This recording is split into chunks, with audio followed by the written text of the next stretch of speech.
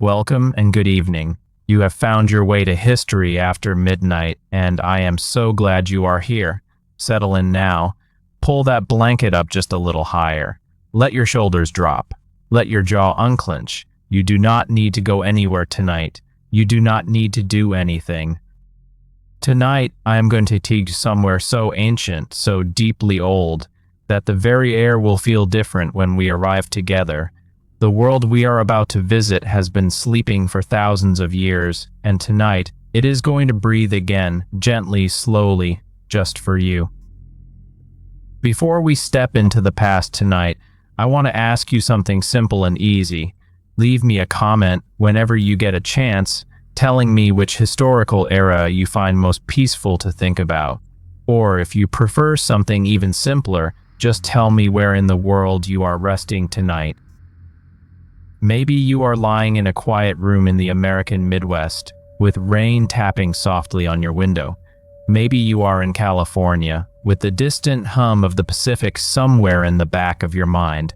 Maybe you are in Europe or Australia or somewhere in between. Wherever you are, I want you to know that this story is for you. This space is yours, and you are safe here. Now, close your eyes if you would like to, or let them grow heavy as we begin. We are going to go somewhere very, very far away tonight. We are going somewhere that most people alive today will never truly understand. We are going to ancient Egypt, and we are not going to rush. We are going to walk there slowly, the way you walk through a quiet museum after hours, when the lights are dim and the only sound is your own soft footsteps on the stone floor. Imagine the world as it was 5,000 years ago, not the noisy, humming, screenlit world you know. The world then was almost completely silent at night, genuinely silent. The kind of silence that is so deep you could hear your own heartbeat. The stars were not something you looked at occasionally. They were something you lived beneath, something that covered the whole sky from one edge of the horizon to the other, so thick and white and brilliant that the ground below them seemed to glow faintly in return. There was no electric light anywhere on the earth. There were no engines, no towers, just the land, the water, the wind, and the people who tried to make sense of all three. In the northeastern corner of Africa, there was a river. There still is, of course, but back then, that river was everything. It was the center of the universe for every person who lived near it. It was the reason they lived at all. It was the Nile. And the Nile was not simply a body of water moving from one place to another. The Nile was a living rhythm. It had its own seasons, its own moods, its own patterns that people learned to read the way you might learn to read the expression on a familiar face. In summer, the river would rise. Slowly at first, barely noticeably, the water would begin to climb its banks. It was dark and thick and heavy with red-brown silt that it carried all the way down from the highlands of what is today Ethiopia, from the Blue Nile and the Atbara River, which fed it with the rains of the monsoon season far to the south. By late summer, the Nile would have flooded wide across the land on either side, spreading out in a great shallow sheet of brownish water that covered the low fields and settled there for weeks. And when it finally pulled back, when it retreated south again as the season cooled, it left behind something precious beyond any price a person could name. It left behind rich, dark, perfect soil. That soil was the beginning of everything. Without it, Egypt would have been desert, and it mostly was. Just a few miles east and west of the river, the land was bone-dry, pale yellow, windswept, and empty. But along the narrow green strip where the Nile's water and silt could reach, things grew. Grain grew, flax grew, vegetables of every kind pushed up from that dark earth with a confidence and speed that seemed almost magical to the people watching. And those people, sitting in the warm evenings with the smell of wet earth still in the air after the flood had gone, began to think that something much larger than themselves was in control of all of this. something thoughtful, something intentional. The earliest people who settled along the Nile came long before the pharaohs, long before the pyramids, long before any of the great names that most people recognize when they think of Egypt. These early settlers were farmers and herders who had gradually moved in from the surrounding desert as the Sahara began to dry out many thousands of years ago. Climate change was not a modern invention. The Sahara had once been wetter, greener, dotted with lakes and grasslands. People had lived there, but as the rains shifted and the land began to dry, those people moved toward the only reliable water left. They moved toward the Nile, and the Nile accepted them. These people did not build cities right away. They built small villages first, clusters of mud, brick, and reed houses set close to the water, surrounded by small fields.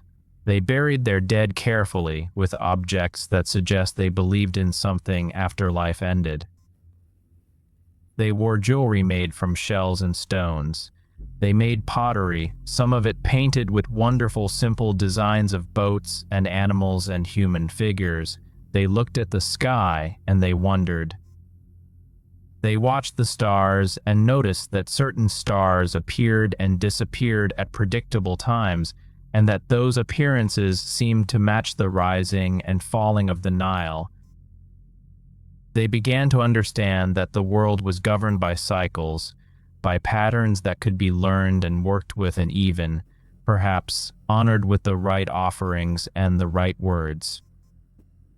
By around 5,000 or 6,000 years ago, two distinct cultures had developed along the Nile.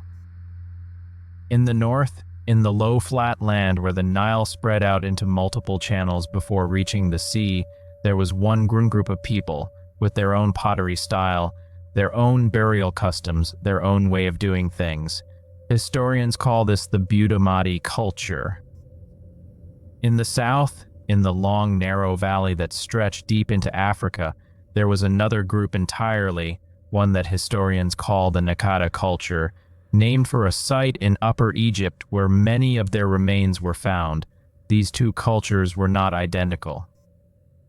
They had different approaches to art, to burial, to trade, but they were becoming increasingly aware of each other, and trade between them was growing, slowly and steadily, the way a river current builds when the channel narrows.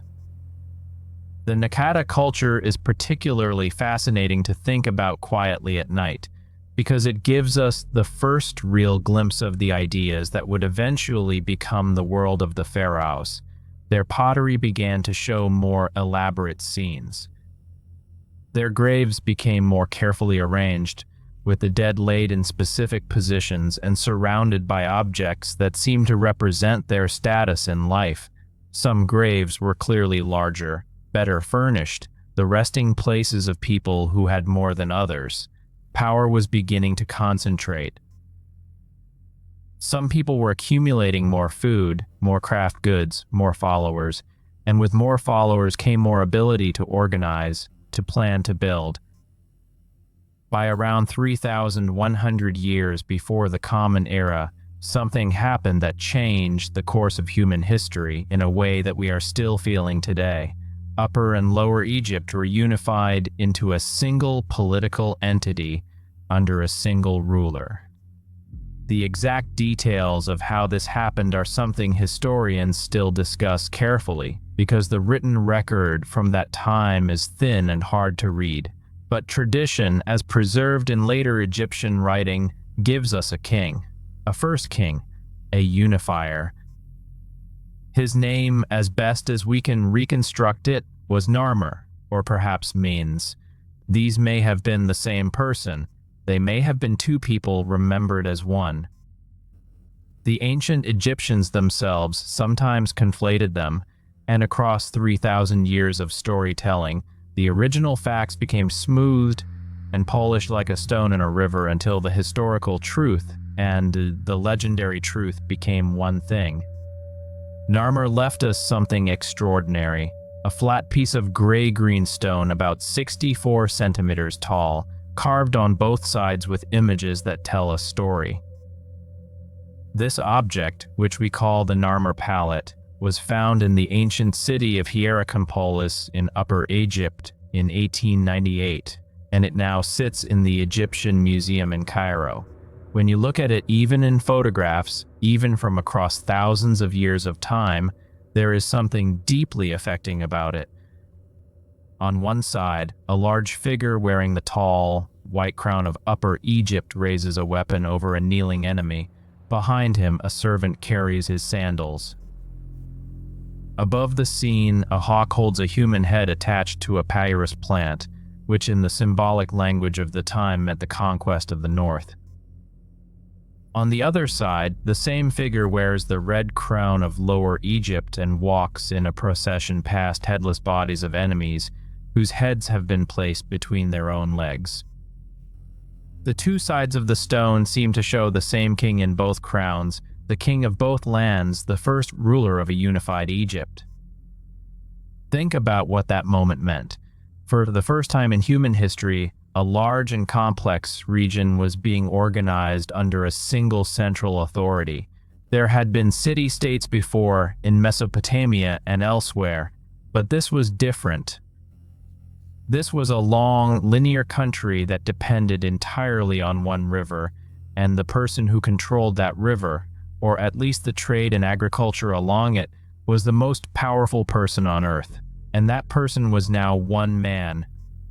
The word the Egyptians used for their king was not king at all. The word was Pharaoh, which came from the Egyptian phrase per-a, meaning the great house. Originally, this referred not to the person but to the palace itself, the institution of kingship. Over time, it came to mean the king personally. But even in that language shift, you can hear something about how the Egyptians thought about their ruler. He was not simply a man who had more power than other men. He was an institution. He was the house itself, the structure that held everything else up. He was the point at which the human and the divine touched each other. Because in Egyptian thinking, the pharaoh was not entirely human. He was the son of the sun god Ra. He was the living manifestation of Horus, the falcon-headed god who represented kingship and the sky. And when he died, he became Osiris, the god of the dead, the ruler of the world beyond this one. The pharaoh stood at the meeting place of heaven and earth. He was the guarantor of cosmic order, of what the Egyptians called Mat. Mat is one of those ancient concepts that does not translate perfectly into English, but if you let it settle in your mind slowly, it begins to feel familiar. Mat meant truth, but not just truth in the sense of saying accurate things. It meant balance, harmony, the proper order of the universe, the sun rising and setting on time, the Nile flooding at the right season, justice being given to those who deserved it. Every person fulfilling their proper role. Mat was the invisible but all-important quality that held the world together, and it was the pharaoh's most sacred duty to maintain it. When the pharaoh performed his rituals correctly, when he made the right offerings to the gods, when he administered the land with wisdom and fairness, he was maintaining Mat, and the world continued, and the crops grew, and the Nile returned, and the stars followed their paths across the sky. This was not a small thing to hold in one person's hands. Let your breathing slow down a little more. Feel the weight of your body against whatever surface you are lying on. The early nights in Egypt, many thousands of years ago, smelled of river mud and baking bread and the faint sweetness of natron, a mineral salt that the Egyptians used for many purposes, and that gave certain parts of the country a particular clean, dry smell that people who have visited certain regions of modern Egypt say still lingers in the air near the old sites. The nights were warm much of the year. The sky, as I said, was astonishing, and in that warm darkness, the men and women who were building the earliest form of Egyptian civilization sat with their families and told their children stories about the gods. The gods of Egypt are worth spending some time with tonight, because they are one of the things that make ancient Egypt feel both very foreign and very strangely close. The Egyptians had many gods, many, many gods. Different cities had their own local gods who were particularly revered there. Some gods were worshipped across the whole country. Some began as local deities and grew over time into national figures. Some merged with other gods, taking on their qualities and their names, until a single deity might have 5 or 6 different names and aspects depending on which city you were in and which historical period you were asking about. The Egyptian religious world was not a rigid system with one clear rule book. It was alive and changing and layered, like sediment building up over centuries. But certain figures stand above the rest like the great structures of Giza stand above the flat desert around them. There was Ra, the sun god, the father of the Pharaohs, who sailed his golden boat across the sky each day and then descended into the underworld each night to fight the forces of chaos before rising again in the morning. There was Osiris, who had once been a great king of Egypt and was murdered by his jealous brother Set, then resurrected by his devoted wife Isis, who gathered the pieces of his dismembered body and breathed life back into him long enough to conceive their son Horus. After that resurrection, Osiris became the king of the dead, the judge of souls, the one who waited in the hall of two truths to weigh the hearts of the deceased against the feather of Maat. There was Isis, whose power of magic and healing was said to be greater than that of any other god, who loved her husband so fiercely that she defied death itself to bring him back. There was Horus, their son, the hawk who flew so high he could see the entire country from above, whose right eye was the sun and whose left eye was the moon. There was Thoth, the ibis-headed god of writing and wisdom and time, who kept the records of everything that had ever happened and who had invented language itself.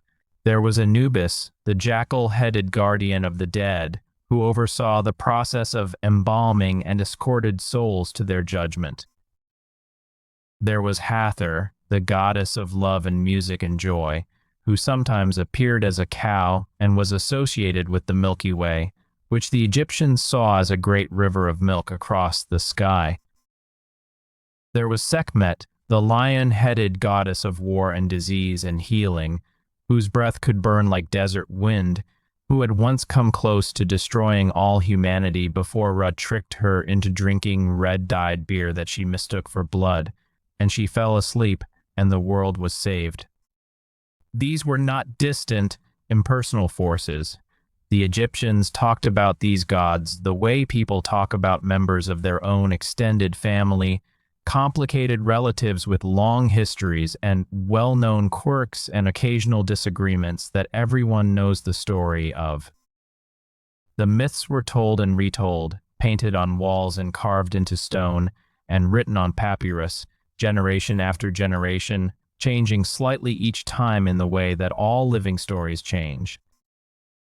And woven through all of them was the same central thread, the battle between order and chaos, between Maat and the forces that would destroy it, a battle that was never finally won, but had to be fought and won again every single day, by the Pharaoh on earth and by Ra in the underworld night after night. Now let us move forward a little in time. Let us walk together into what historians call the early dynastic period, which covers roughly the first and second dynasties of Egyptian kings from about 3,100 to about 2,680 years before the Common Era. This is a period of about 400 years during which a civilization was finding its feet, learning what it meant to be a country rather than a collection of villages, building the institutions and the traditions that would eventually become the most enduring civilization the ancient world produced. The capital in this early period was at a city called Memphis, near the point where the Nile Valley narrows into the delta. Memphis sat at the border between Upper and Lower Egypt, which made it symbolically perfect the city at the meeting point of the two lands. The pharaohs who ruled from Memphis in these early centuries were busy people, not in the rushed, anxious way that modern people are busy, but in the patient, methodical way that ancient rulers were busy, dealing with a constant stream of small decisions that together added up to the management of a complex and growing society. They received tribute from local governors. They dispensed justice in cases that had been brought before them. They performed the daily rituals that the gods required. They organized military expeditions against the Nubians to the south, or the peoples of Sai and Canaan to the northeast, when those groups threatened the trade routes or the borders. They presided over festivals that marked the seasons and the agricultural calendar, and they prepared for their own deaths. Because in Egypt, preparing for death was not morbid, it was not dark or depressing, it was practical. Death was not the end of the story. Death was a transition, a passage from one form of existence to another, and that passage required preparation the way any long journey required preparation. You needed a body that was preserved well enough to last. You needed a tomb that would protect the body and all the things the person would need in the next life. You needed the right words spoken over you at the right time. You needed family and priests who would remember to bring offerings to your tomb so your spirit could be fed. Death required logistics, and the pharaohs, who had more to prepare for than anyone else, began the process of preparation from the very first days of their reigns. In the earliest dynastic period, the royal tombs were large rectangular structures made of mud brick, built over underground burial chambers. Archaeologists call these structures mastabas, from the Arabic word for bench, because when they are partly eroded, they look somewhat like low flat benches sitting on the desert ground. The mastabas of the early dynastic pharaohs at Abydos and Saqqara are not glamorous, not by the standards of what came later. But they were large and carefully made, and around them were often buried the bodies of servants, officials, and even animals who were sacrificed to accompany the king into the afterlife. This practice of sacrificing retainers to accompany a dead ruler is something found in other ancient cultures as well, in early Mesopotamia, in certain periods of Bronze Age Europe, in early dynastic China. It speaks to an idea about death that is very different from our own, the idea that the social order of this life continues into the next, that a great man needs his servants with him in whatever comes after, and that those servants' lives are less important than the needs of the person they served. By the time of the Second Dynasty, this practice of killing retainers for burial with the king seems to have stopped, replaced perhaps by small clay or wooden figures called shaptis, which were placed in tombs as symbolic servants who would come to life in the afterlife and do whatever work needed to be done. The idea was efficient and, by modern standards, much more humane. The shaptis would be awakened by a spell when called upon to do labor in the fields of the afterlife, while the deceased rested. Hundreds of them, sometimes thousands, were placed in a single tomb, each one ready to answer when their name was called. Let your mind drift over that image for a moment. Thousands of small clay figures standing in rows in the darkness of a tomb, waiting patiently through the centuries, through the millennia, never shifting, never tiring, in the dark behind sealed stone doors. Some of those figures are still there in museums now, blinking under electric lights they could never have imagined, still patient, still waiting. Now we arrive at the moment that most people, when they think of ancient Egypt, see first in their minds. We arrive at the Old Kingdom. This period, roughly from 2680 to 2180 years before the Common Era, is the age of the Great Pyramids. It is the age when the pharaohs were at the absolute height of their divine authority, when the resources of the entire country could be marshaled in service of a single royal project, when human beings built things that seemed to belong to another world entirely. The first pyramid was not a smooth-sided triangle. It was something more modest, more experimental, and in its own way more moving. The pharaoh who built it was named Djoser, and he reigned during the Third Dynasty, around 2,660 years before the Common Era. The man who designed it was named Imhotep, and he is one of those historical figures who deserves to be talked about slowly, because his story says something important about how civilization works. Imhotep was not a pharaoh. He was an official. He served as the chief official, the vizier, to the pharaoh Djoser, and he was also a physician, an architect, an astronomer, and a scribe. He was, by all available evidence, one of the most gifted human beings who ever lived. He was so extraordinary that after his death he was deified, literally turned into a god, which was almost unheard of for a non-royal person in Egyptian history. The Greeks, when they encountered the story of Imhotep centuries later, identified him with their own god of medicine, Asclepius. Temples were built in his honor. The sick came to sleep in his sanctuaries hoping for healing dreams. He was worshipped for over 2,000 years after his death. But at the beginning of all that, in the Third Dynasty, Imhotep had an architectural idea that changed history. The pharaohs before Djoser had been buried in mastabas, those large flat brick structures sitting over burial chambers. Imhotep decided to stack them. He started with a mastaba. Then he built a second, slightly smaller mastaba on top of it.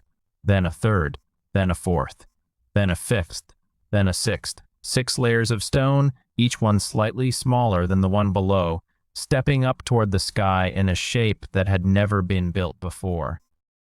The step pyramid of Djoser at Saqqara rose about 60 meters into the Egyptian sky. When it was finished, it was the tallest building in the world. No human being had ever stood on top of anything that high and looked out across a landscape that they had themselves shaped. Stand in your imagination at the base of that pyramid for a moment. The desert is flat around you. The air is dry and warm and faintly dusty. The pyramid is white because in those days the pyramids were not the bare honey-colored stone they are now. They were cased in smooth white limestone that caught the sunlight and reflected it back across the desert. They would have been blinding to look at directly in full sun. The entire complex around the step pyramid was surrounded by a great enclosure wall with 14 false doors and one real entrance, designed to confuse and deter anyone who might try to disturb the king's eternal rest. Inside the complex, there were courts and shrines and pavilions, all built in stone, but designed to look like earlier structures made of wood and bundled reeds and mud brick, as if Imhotep were translating the world of the living into something permanent and lasting enough for eternity. After Djoser, the next several pharaohs attempted their own pyramids with varying degrees of success. Sneferu, the first pharaoh of the Fourth Dynasty, is remarkable because he built not one, not two, but 3 major pyramid complexes, apparently learning from and improving on each attempt. His first effort, at Bedtime, began as a step pyramid and was then modified to have smooth sides, but the modification was not stable and the outer casing collapsed, leaving the strange ghost of a tower rising from a pile of rubble that still stands in the desert today. His second pyramid at Dashur is the one called the Bent Pyramid, because halfway up the angle of the sides suddenly changes, becoming less steep. Archaeologists believe the builders noticed signs of instability partway through construction and altered the angle to reduce the load on the structure. The result is oddly lovely, a pyramid that looks like it gently changed its mind partway through its own construction. Sneferu's third pyramid, also at Dashur, is the Red Pyramid, named for the pinkish tint of its limestone core blocks. This one got the angle right. It is a true smooth-sided pyramid, the first in history to maintain its intended shape from base to top. By the time Sneferu's son Khufu took the throne, Egyptian builders had learned enough. They were ready. The Great Pyramid of Giza. Take a long breath. Even the words carry weight. The Great Pyramid of Giza. It took about 20 years to build. That is roughly 2,300,000 stone blocks, each one weighing on average about 2.5 tons. Some blocks, particularly the ones used in the interior chambers and the casing stones at the base, weighed considerably more. The Great Pyramid, when completed, stood 146.5 meters tall. For almost 4,000 years, it was the tallest structure on Earth.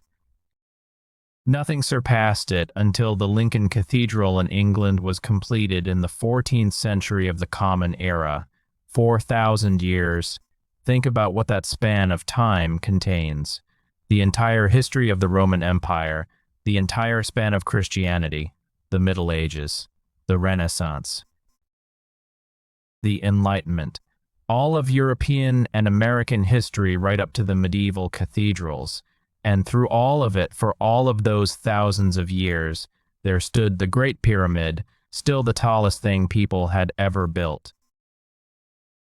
The interior of the Great Pyramid contains a series of passages and chambers arranged in a way that still generates scholarly debate. There is a subterranean chamber carved into the bedrock below the pyramid, possibly started as an original burial chamber and then abandoned. There is the so-called Queen's Chamber, which almost certainly never held a queen's burial. And there is the King's Chamber, a room of red granite positioned near the center of the pyramid, which still holds the empty red granite sarcophagus in which Khufu's mummy was intended to rest for eternity. The mummy itself is gone. The tomb was robbed in antiquity. The sarcophagus remains, because it was too large to remove through the passages. It was placed in the chamber during construction, before the roof was built over it, and there it has sat empty for 4,500 years. The King's Chamber is completely lined in red Aswan granite, a stone that was quarried over 800 kilometers to the south and brought down the Nile by boat. The granite is fitted so precisely that in many places you cannot slide a sheet of paper between the joints. The ceiling consists of 9 enormous granite slabs. Above those, in a space not accessible to visitors, there are 5 more chambers stacked one above the other, an architectural feature called relieving chambers, designed to distribute the enormous weight of the pyramid above and prevent the ceiling of the King's Chamber from collapsing. The builders of the Great Pyramid understood structural engineering in a way that still impresses modern engineers. Above the King's Chamber, leading to the outside of the pyramid's north face, are 2 narrow shafts, one on the north side and one on the south. These same shafts, or ones very like them, appear in the Queen's Chamber below. The purpose of these shafts has long been discussed. Were they ventilation shafts? Were they symbolic passages for the Pharaoh's soul to travel to specific stars? There is good evidence that the southern shaft from the King's Chamber was aligned with the star Al-Nitak in Orion's belt, as it appeared in the sky around the time the pyramid was built. And the northern shaft pointed toward what was then the pole star, the star that never moved, the star around which all others seemed to rotate, the star that in Egyptian symbolic thinking represented eternal existence. The Pharaoh's soul, in some interpretations, would travel up through these shafts to join the circumpolar stars, the ones that never set, never disappearing below the horizon, existing in permanent unchanging presence in the northern sky. The workers who built the pyramids are worth knowing something about, because for a long time the popular image of pyramid construction involved enslaved people being whipped across the desert by cruel overseers. This image is almost certainly wrong. Archaeological evidence, including an entire settlement for pyramid workers discovered near Giza in the 1990s, shows that the workers were Egyptian citizens, paid in food and beer and medical care, organized into crews with names and ranks, and even something resembling team spirit. Graffiti scratched by the work crews in hidden parts of the pyramid structures includes names like Friends of Khufu and Drunkards of Menkaure, which suggests that the workers had some identification with the projects they were building and perhaps even something like pride and humor about their work. They were not enslaved, they were employed. And they were, by the evidence of their bones found in their own cemetery near Giza, people who suffered injuries common to heavy manual labor and who were treated for those injuries, with evidence of healed fractures and amputations performed carefully enough that the patients survived. This does not mean the work was not hard, or that the society that organized it was entirely free and equal. Egyptian society was deeply hierarchical. The pharaoh at the top, then priests and high officials, then craftsmen and merchants, then farmers, then the very poor. At the very bottom were people who were enslaved, captured in military campaigns, or in debt, who had no freedom of movement or choice. But the pyramid builders seem to have been drawn mainly from the agricultural population during the flood season, when the fields were underwater and there was no farming to be done. Feeding the workers and giving them meaningful labor during a period when they would otherwise have nothing to do was good management as much as religious duty, and building the eternal resting place of the god-king was, in the Egyptian worldview, the most important work a person could do. It maintained Ma'at. It kept the cosmic order functioning. It was an act of collective devotion. Let your breathing slow even more. We are not hurrying anywhere tonight. The pyramid will be there when we arrive. It has been waiting for 4,000 years. It can wait a little longer. Khufu, whose Greek name was Cheops, is one of the most powerful figures in all of ancient history, and yet we know surprisingly little about him personally. His pyramid is the most massive structure any individual human being has ever ordered built. But of his face, we have only one small image that has survived with any certainty, a tiny ivory statuette barely 8 centimeters tall, found at Abydos in 1903, showing a seated figure wearing the red crown of Lower Egypt, 8 centimeters. That is smaller than your hand. The man who built one of the 7 wonders of the ancient world has been reduced by time to a tiny carved figure that fits in a pocket. There is something very settling about that if you think about it. Something very true about the way time works. After Khufu came his son Jeddefre, and then another son, Khafre, who built the second Great Pyramid at Giza. Khafre's pyramid is slightly smaller than his father's but sits on higher ground, so it appears nearly as tall in photographs. Next to Khafre's pyramid sits the Great Sphinx, that enormous reclining figure with the body of a lion and the head of a man, carved directly from the living bedrock of the plateau. The face of the Sphinx is generally believed to represent Khafre himself, though as with so much in ancient Egyptian history, this is not completely certain. The Sphinx faces east, directly toward the rising sun. It is the largest monolith statue in the world, about 73 meters long and 20 meters tall, and it was carved sometime around 2,500 years before the Common Era. Imagine sitting before the Sphinx at night, as some ancient Egyptians must have done during vigils and religious observances. The desert is dark and cold, because desert nights, even in Egypt, can become quite cold once the sun goes down and the sand releases the heat it stored during the day. The stars are brilliant. The Sphinx is immense, so immense that in the darkness its shape becomes something between a sculpture and a natural rock formation, something that seems to have grown from the earth rather than being carved from it. The face is high above you.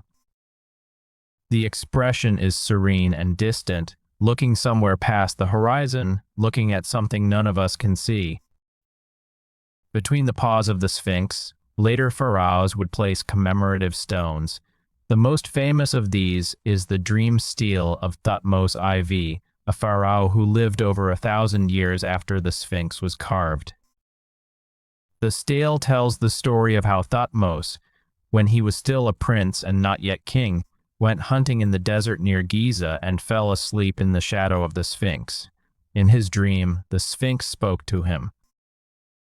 It told him that it was the sun god himself in another form, and that it was being slowly buried by the encroaching sand. If Thutmose would clear the sand away and restore the Sphinx, the god promised Thutmose would become king. Thutmose woke up, cleared the sand, and eventually did become king. Whether or not you believe the story is true, the fact that it was carved in stone and placed at the feet of the Sphinx tells you something important. Even 1,000 years after the Sphinx was built, it was already ancient, already mysterious, already a thing that people came to dream beside. The last of the 3 great Giza pyramids was built by Menkaure, Khafre's successor. It is significantly smaller than the other 2, perhaps reflecting a change in the economic and political situation, a slight drawing back of the enormous resources that had been poured into pyramid building for the previous several reigns. Or perhaps Menkaure simply had different priorities.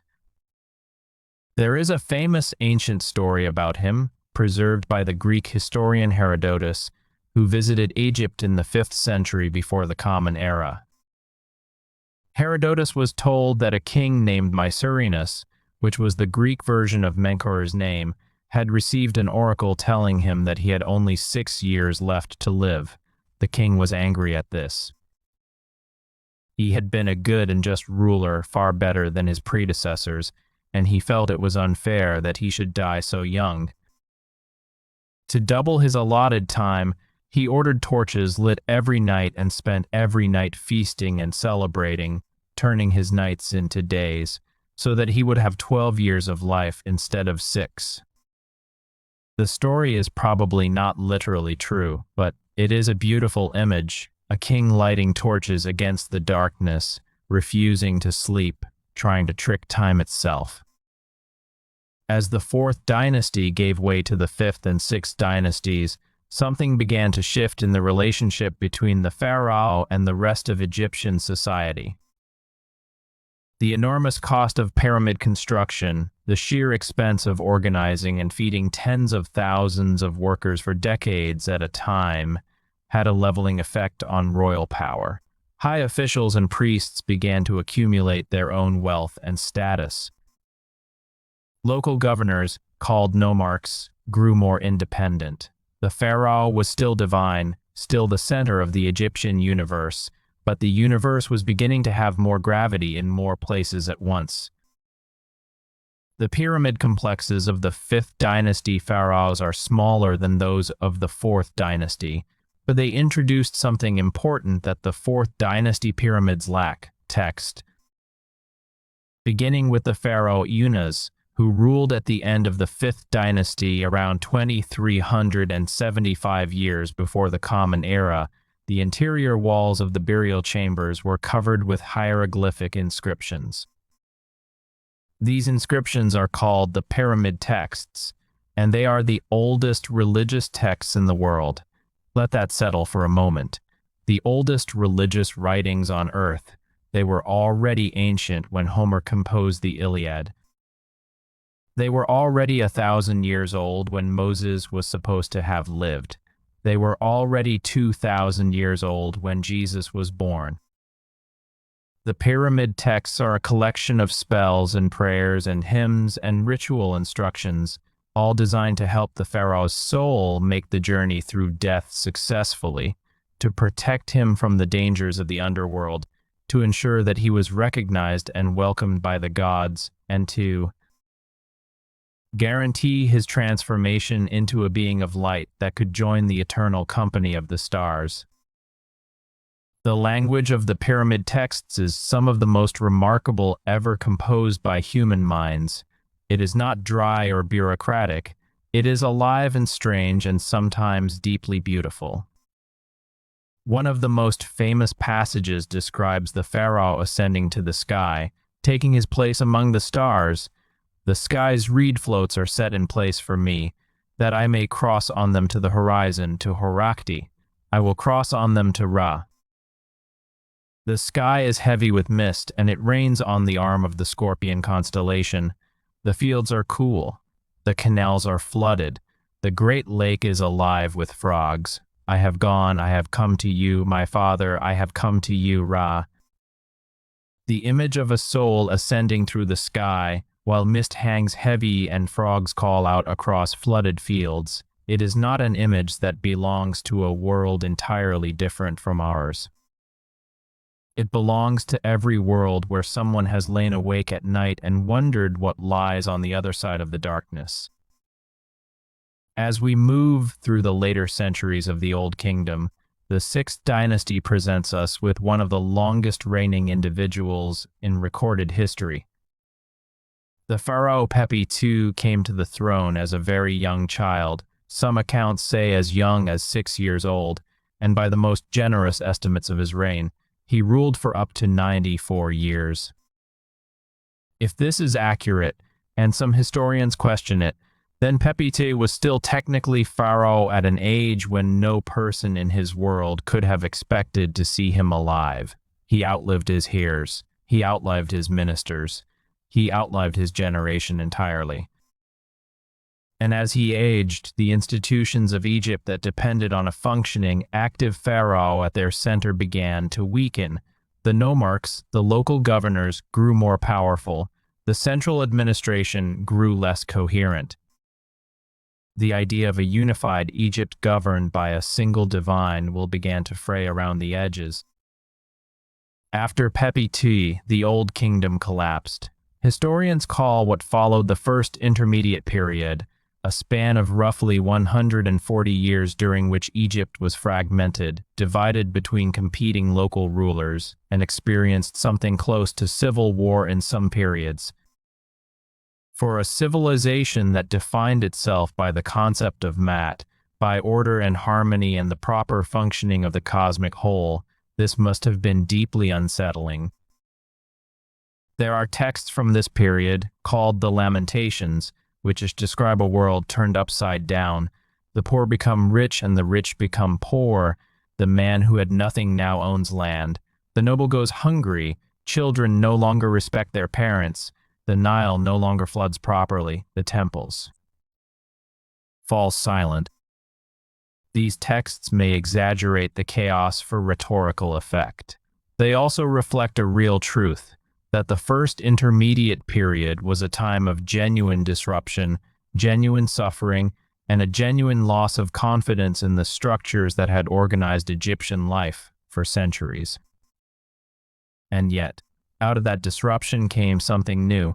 Out of the confusion and the local competition, one family from the city of Thebes, far to the south, began slowly to assert itself. The city of Thebes, which the Egyptians called Wazit, would eventually become one of the most magnificent cities in the ancient world.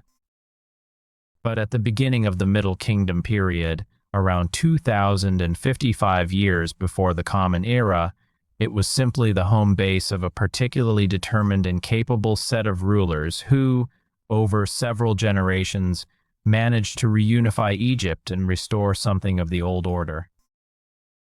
The pharaoh who completed this reunification was named Mentuhotep II, and he reigned for about 51 years, long enough to consolidate what his predecessors had started. His mortuary temple at Deir el-Bahri on the west bank of the Nile at Thebes was a dramatic and beautiful structure built into the cliffs, combining a terraced temple with what was probably a pyramid above it, though the pyramid portion has not survived well. What has survived is the sense of a ruler who was trying to both look back to the glory of the old kingdom and also to do something genuinely new. Egypt was being rebuilt, and it was being rebuilt with a slightly different spirit. The Middle Kingdom, running from about 2055 to around 1650 years before the Common Era, is sometimes called the classical period of Egyptian culture. The art of this period is more emotionally expressive than Old Kingdom art. Statues of pharaohs show faces that are not simply serene and remote, but that carry something that looks almost like the weight of responsibility, the lines of experience, the particular tiredness of people who carry things that are very heavy. The literature of the Middle Kingdom is some of the finest in ancient history. Stories and philosophical texts composed during this period were still being copied and studied by Egyptian schoolchildren 1,000 years later, the way Western students studied Homer and Virgil. These stories were the classics, the works that defined what the language was capable of. One of the most remarkable Middle Kingdom texts is called the Story of Sinu. It is the tale of an Egyptian official named Sinu who was serving at the court when the pharaoh Amenemhat I was assassinated, and the succession crisis that followed caused Sinu to panic and flee, first to Sinai and then to Canaan, where he became a successful leader among the Bedouin people, marrying a local woman and raising a family and winning fame as a warrior. But as he grew old, he longed for home with an H that the story describes so vividly that readers have wept over it for 4,000 years. He wrote to the new pharaoh Senisret I, asking to be allowed to return to Egypt. The pharaoh replied with a letter that is tender in a way that surprises people who think of ancient rulers as necessarily cold and remote. He told Senu to come home, that he was forgiven, that he would be given back everything he had lost. And Senu returned, old and worn and full of longing, to be welcomed home and given a tomb prepared in Egypt, so that his body would rest in the proper earth. The story ends with Senu preparing for death with relief and gratitude, finally able to sleep in the right place. There is something in that story that speaks to almost every human being. The ache of distance, the longing for home, the particular mercy of being welcomed back, the comfort of knowing you will rest in familiar ground. Let yourself feel that now. Let yourself feel the weight of wherever it is you call home, and let it be a comfort rather than a worry tonight. You are where you are supposed to be. During the Middle Kingdom, Egyptian power extended south into Nubia more firmly than it had before. A series of great forts were built along the Nile in what is now northern Sudan, massive mud brick fortresses with projecting towers and complex defensive works that show an understanding of military architecture remarkably sophisticated for the time. These forts were not simply defensive positions.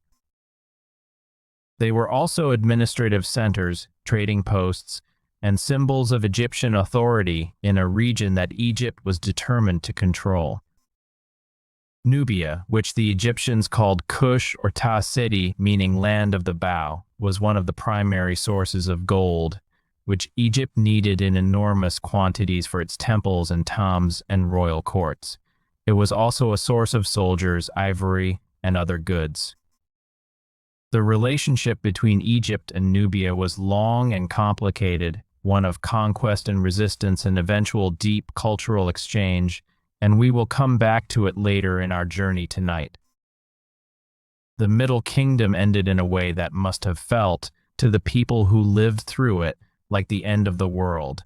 Egypt was invaded from the northeast by a people the Egyptians called the Hyksos, a word that means roughly rulers of foreign lands.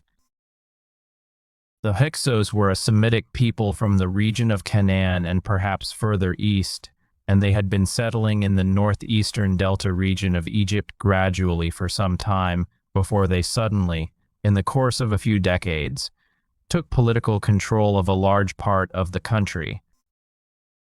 By about 1650 years before the Common Era, the Hyksos controlled Lower Egypt and the Delta from their capital at Avaris, while Egyptian pharaohs continued to rule in Thebes in the south. The Hyksos are often portrayed in Egyptian sources as brutal invaders, but the reality was probably more complicated than that. They were certainly foreign, certainly different in their language and customs, and certainly resented by the Egyptians who found themselves under their rule. But they also brought new things with them. They brought the horse-drawn chariot, which Egypt had not had before, and which would become one of the most important military technologies of the ancient world. They brought new types of weapons, including a new kind of composite bow made of layers of different materials bonded together, much more powerful than the simple wooden bows previously used in Egypt. They brought new musical instruments, including the lyre and the lute.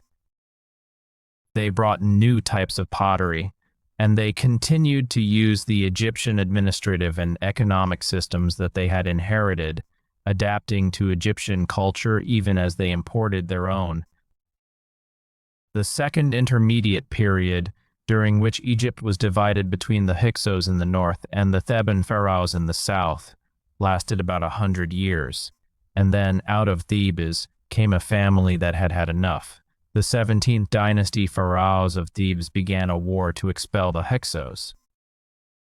The pharaoh Sekhneratau appears to have been killed in battle, as his mummy, still preserved in the Cairo Museum, shows terrible wounds to his skull that suggest he died in combat.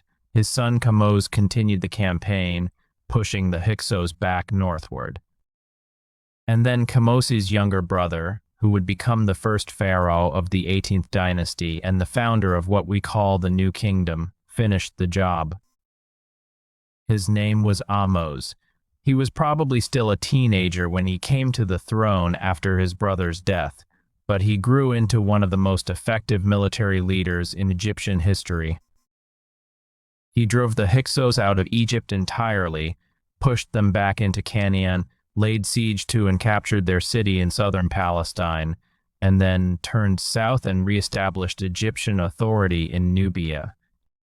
When Ahmose's military campaigns were finished, Egypt was not only reunified, but emerged from the experience with something it had not had before: a real professional army equipped with the new technologies the Hyksos had introduced, and a determination never to be vulnerable to foreign invasion. Again, Egypt was done being reactive. Egypt was going to be proactive. Egypt was going to build an empire. Breathe slowly. The night is long, and we are only partway through the story of this ancient place. Let the darkness outside be comfortable. Let the sounds of your environment, whatever they are, become a kind of background music that does not demand your attention. You are here. You are warm. And there is so much more to see. The New Kingdom, which runs from roughly 1550 to about 1069 years before the Common Era, is the era that most people think of when they think of ancient Egypt at its height. The pharaohs of this period, particularly the 18th and 19th dynasties, are among the most famous names in all of human history. Thutmose II, Hatshepsut, Akhenaten, Nefertiti, Tutankhamun, Ramesses II. These are not just names in a history book. They are characters whose personalities we can still feel across the distance of 3,000 years. The 18th dynasty began with Ahmose, but the pharaoh who really set the tone for what was to come was Thutmose I, the third pharaoh of the dynasty. Thutmose I pushed the borders of Egyptian power further than they had ever been pushed before. To the north, his armies reached the Euphrates River in what is now Syria, planting a victory stele on its banks. He is said to have expressed wonder at a river that flowed north to south, which was the opposite direction from the Nile, calling it the water that flows upstream. To the south, his armies pushed deep into Nubia, past the fourth cataract of the Nile, extending Egyptian control over a vast swath of territory rich in gold. When Thutmose I died, he was succeeded by his son Thutmose Chia, who was somewhat less vigorous and whose reign was relatively short.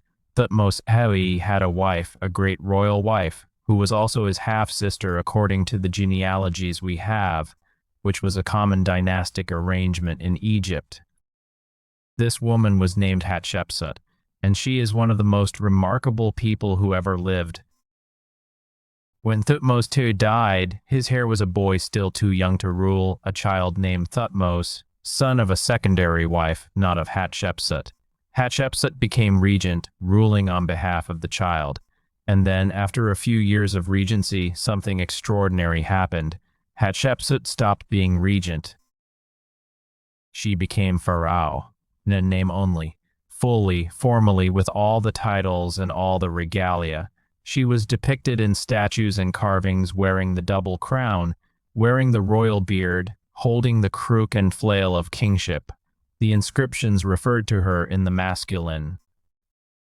She presented herself not merely as a queen ruling in the absence of a king, but as a king, as Pharaoh, as the full embodiment of the royal office. This was not entirely unprecedented in Egyptian history. There had been female pharaohs before. Sobekneferu, at the end of the Middle Kingdom, had ruled as pharaoh after the death of her brother. But Hatshepsut did it on a scale and with a confidence that was uniquely her own. She ruled for about 22 years, and during those years Egypt flourished. She sent a great trading expedition to a place the Egyptians called Punt, which was probably located somewhere on the coast of what is now Somalia or Eritrea, a land that Egypt had traded with for centuries but rarely visited directly. The expedition came back laden with myrrh trees, frankincense, ebony, ivory, animal skins, living animals, and gold. Hatshepsut had the whole story of this expedition carved in extraordinary detail on the walls of her mortuary temple at Deir el-Bahri. The carvings show the Egyptians arriving by sea, the Queen of Punt greeting them with her husband, the loading of the ships with treasures. They are alive and specific in a way that makes them feel more like reportage than decoration. Her mortuary temple at Deir el-Bahri is her greatest visible legacy. It rises in 3 colonnaded terraces against the sheer golden cliffs of the Theban mountain, and it is still, 3,500 years after it was built, one of the most beautiful buildings in Egypt. The architect who designed it was a man named Senenmut, who was also one of Hatshepsut's closest advisors and possibly, if the somewhat scandalous graffiti scratched in certain hidden corners of Deir el-Bahri is to be believed, her lover. The graffiti shows images that suggest an intimate relationship between a man and a woman, with inscriptions identifying them in ways that scholars read as references to Senenmut and the Pharaoh. But graffiti drawn in a hidden corner by an anonymous hand is not the most reliable historical source, and the true nature of their relationship remains something only the desert wind knows for certain. After Hatshepsut died, around 1458 years before the Common Era, the young Thutmose Khari, who had technically been co-pharaoh all along and who was now a grown man in his early 30s, finally became the sole ruler. And he turned out to be a military genius of the first order. In the course of 17 military campaigns, Thutmose II extended Egyptian power to its greatest geographical extent. He won his most famous battle at Megiddo, in what is now northern Israel, where a coalition of Canaanite princes led by the king of Kadesh had assembled against him. Thutmose chose to approach Megiddo through the most direct but most dangerous mountain pass, despite his general's advice, because he correctly judged that the enemy would not expect that approach. He arrived, fought a great battle, and won a decisive victory. He then spent 7 months besieging the city of Megiddo itself until it surrendered, The whole campaign was recorded in great detail on the walls of the Temple of Amun at Karnak in Thebes, giving us one of the most detailed accounts of an ancient military campaign that survives. Thutmose Tire's legacy in stone is everywhere in Egypt. He built and expanded temples across the country. He erected obelisks, those tall pointed monuments of red granite that have now scattered across the world to London, Paris, Rome, New York. His obelisk stood originally at Heliopolis, the center of the sun god's cult. One of them, now called Cleopatra's Needle, despite having nothing whatsoever to do with Cleopatra, stands in Central Park in New York City, where it has stood since 1881, collecting the exhaust of 100 years of urban traffic. It was already 2,000 years old when it was moved there. It is now 3,500 years old, and if you ever walk past it in the park, you can put your hand on stone that was placed by Egyptian craftsmen in the age when Egypt ruled the world. Now, something fascinating happened many decades after Hatshepsut's death. Toward the end of his reign, Thutmose III ordered her name and image systematically removed from monuments and temples. Her cartouches, the oval rings containing a pharaoh's name that appeared in inscriptions, were chiseled out and replaced with the names of Thutmose II himself, or of his father and grandfather. Her statues were taken down and buried in pits. For thousands of years, until archaeologists began to reassemble the evidence in the 20th century, she was almost entirely lost to history. One of the greatest rulers Egypt ever had, nearly erased. Why did Thutmose III do this? The question has been much debated. Was it personal resentment at having been sidelined for so long? Was it a political decision to ensure that future pharaohs would not use her example to justify female rule? Was it something else entirely? The truth is we do not know. But there is something in that erasure, in that long silence, that speaks to a universal human truth about power and memory and the fragility of any individual legacy, no matter how great the person who built it. Sleep is beginning to find you now, perhaps. Let the thoughts come slowly, like the pages of an illuminated book turning in dim light, each image, complete in itself, soft at the edges. Several decades after Thutmose III came the pharaoh Amenhotep II, who ruled for almost 40 years, from about 1390 to 1352 years before the Common Era. His reign is often described as the height of Egyptian wealth and cultural achievement. Egypt was the dominant power in the Near East. Tribute flowed in from Nubia and from the Levant and from Cyprus. The pharaoh's great royal wife, a remarkable woman named Tai, who was probably of Nubian heritage, was an active political partner in a way that Egyptian queens were not always permitted to be. She appeared in diplomatic correspondence alongside her husband. She was depicted on monuments at equal scale with the king, which was unusual. When foreign rulers wrote to Amenhotep III, they sometimes wrote to Tai as well, because they understood that she was genuinely part of the governing power. Amenhotep III built on a colossal scale. His mortuary temple on the West Bank at Thebes was once the largest religious building in Egypt, though today almost nothing of it remains above ground except the two enormous seated statues that stood at its entrance. These statues, each about 18 meters tall, are known as the Colossi of Memnon. They have been sitting in the Egyptian countryside for 3,400 years, watching the sun rise and set over the Nile. They are severely damaged, their features eroded by millennia of wind and rain, but they still carry something of the presence of the colossal buildings that once surrounded them. In the ancient world, one of the statues was famous for emitting a strange sound at dawn, a musical tone that ancient visitors interpreted as the voice of the mythical hero Memnon greeting his mother Eos, goddess of the dawn.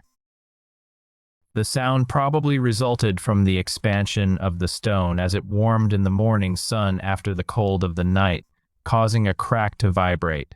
An earthquake in 27 BCE damaged the statue, and after that it was repaired and the sound stopped. Amenhotep III's greatest legacy may not be the monuments he built, but the son he produced. This son would go on to do something so radical, so unprecedented, so entirely out of keeping with everything Egypt had ever been, that its effects are still being discussed and analyzed and argued over by historians today. This son's original name was Amenhotep IV, but he changed it. He changed it to Akhenaten. Akhenaten came to the throne around 1353 years before the Common Era, and within a few years of taking power, he announced something that must have seemed, to every person in Egypt, like the world had turned upside down. He announced that there was only one God.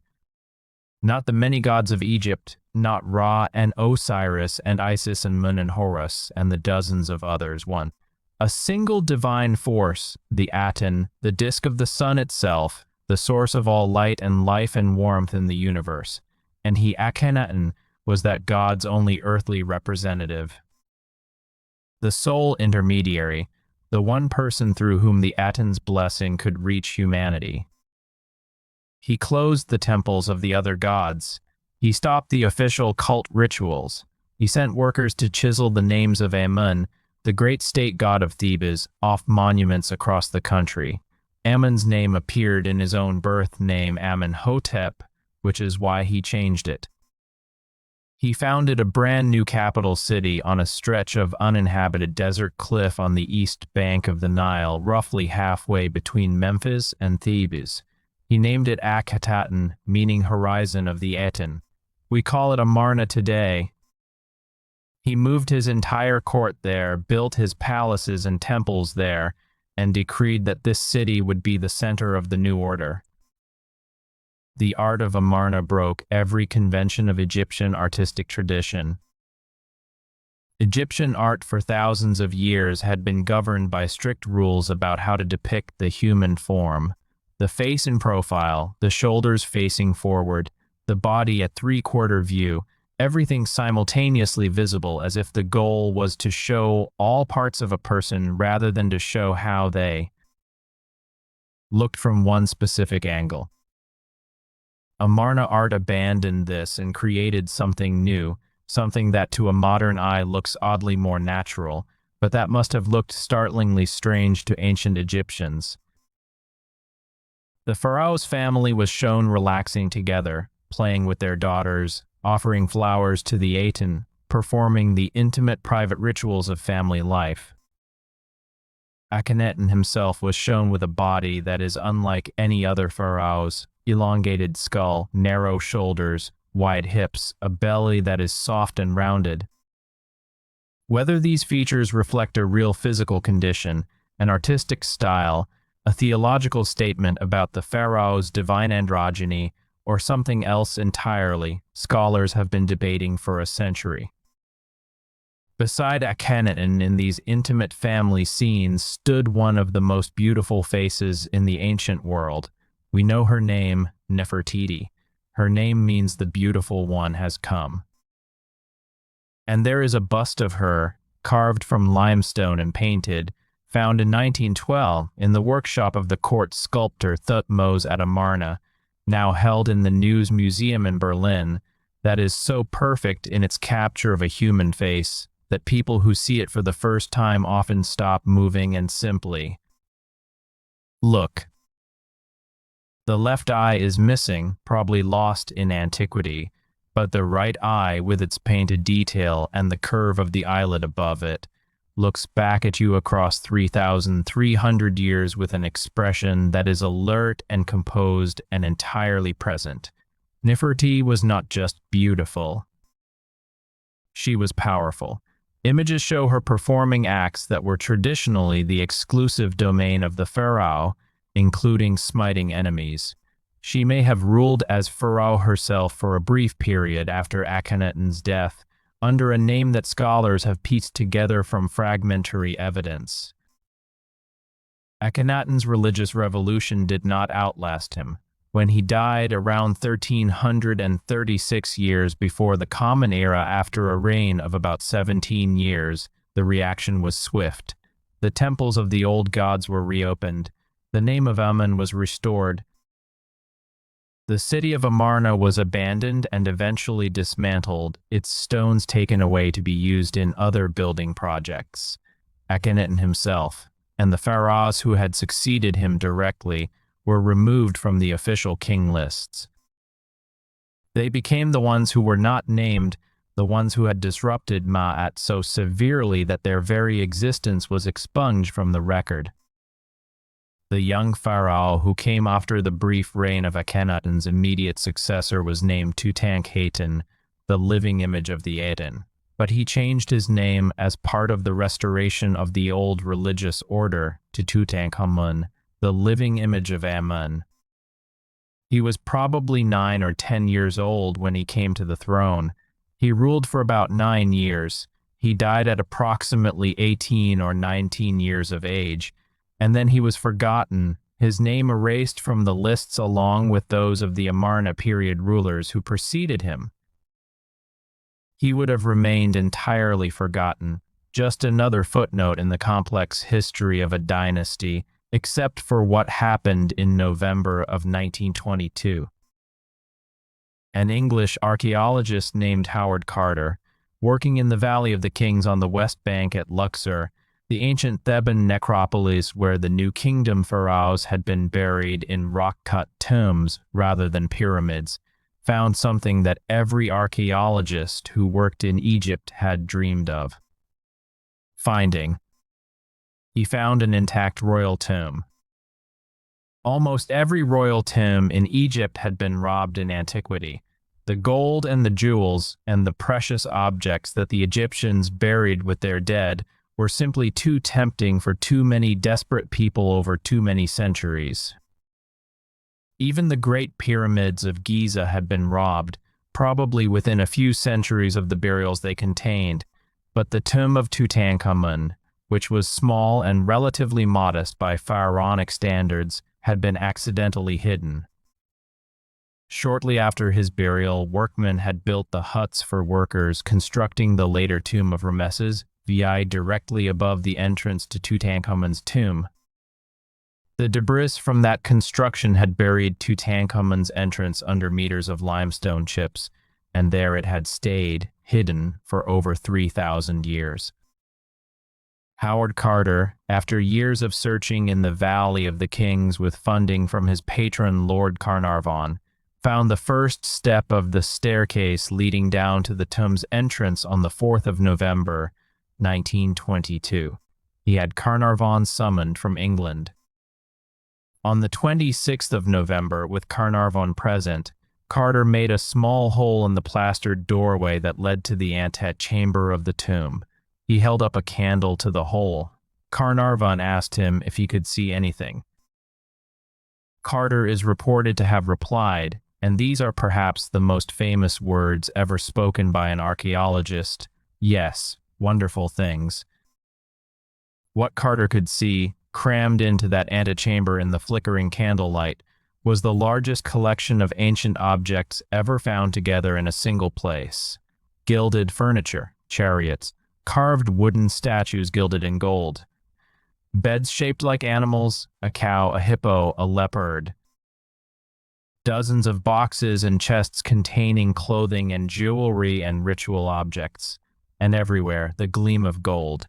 The tomb contained over 5,000 individual objects, and the process of carefully documenting and removing them took Carter and his team nearly 10 years.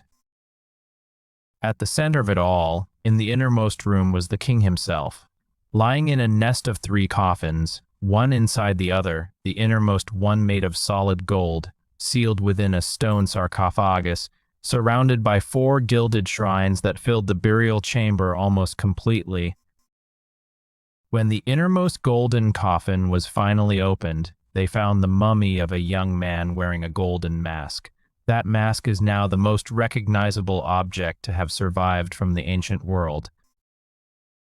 The idealized features of the young king in beaten gold, with the blue and gold striped Nimes headdress, the inlaid eyes of quartz and obsidian, the golden beard, the crossed hands holding crook and flail. If you close your eyes right now and think of ancient Egypt, the face you see is almost certainly that mask. Tutankhamun was not a great pharaoh. He was a child who ruled for 9 years, probably controlled largely by his court officials and his advisor and his general Horemheb, who both succeeded him. His body shows signs of several health problems, including a bone disease in his foot that required him to use walking sticks. He died young and without a surviving heir, and then he was forgotten. But the accident of his tomb's survival gave him something no other pharaoh has: the ability to speak to us in the original, unfiltered language of objects. All the other pharaohs speak to us through their monuments, through their official inscriptions, through the stories that later generations chose to preserve or alter or destroy. Tutankhamun speaks to us through the things that were placed around him in the silence of his tomb, the ordinary and the extraordinary things that the people who loved him thought he would need. There were hunting bows. There was a linen shirt with his name embroidered on it. There was a lock of hair sealed in a small coffin, believed to be the hair of his grandmother, Queen Tai, who may have died when Tutankhamun was very young and whose memory was clearly precious to someone. There were baby shoes. There were 2 mummified fetuses, probably his own stillborn daughters, buried with him so that his family could be together in whatever came next. In those 2 tiny coffins, all the grief and hope of a very young couple trying to have a child and failing, preserved for 3,000 years in the darkness. Let that sit quietly for a moment.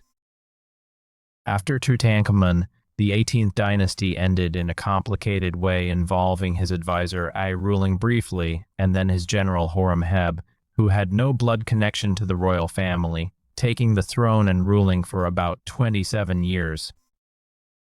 Horemheb systematically dismantled what was left of the Amarna period, took the stones of Amarna's temples and used them to fill the interiors of his own building projects, and erased the names of Akhenaten and the pharaohs who followed him so thoroughly that later Egyptians believed Horemheb had ruled directly after Amenhotep II.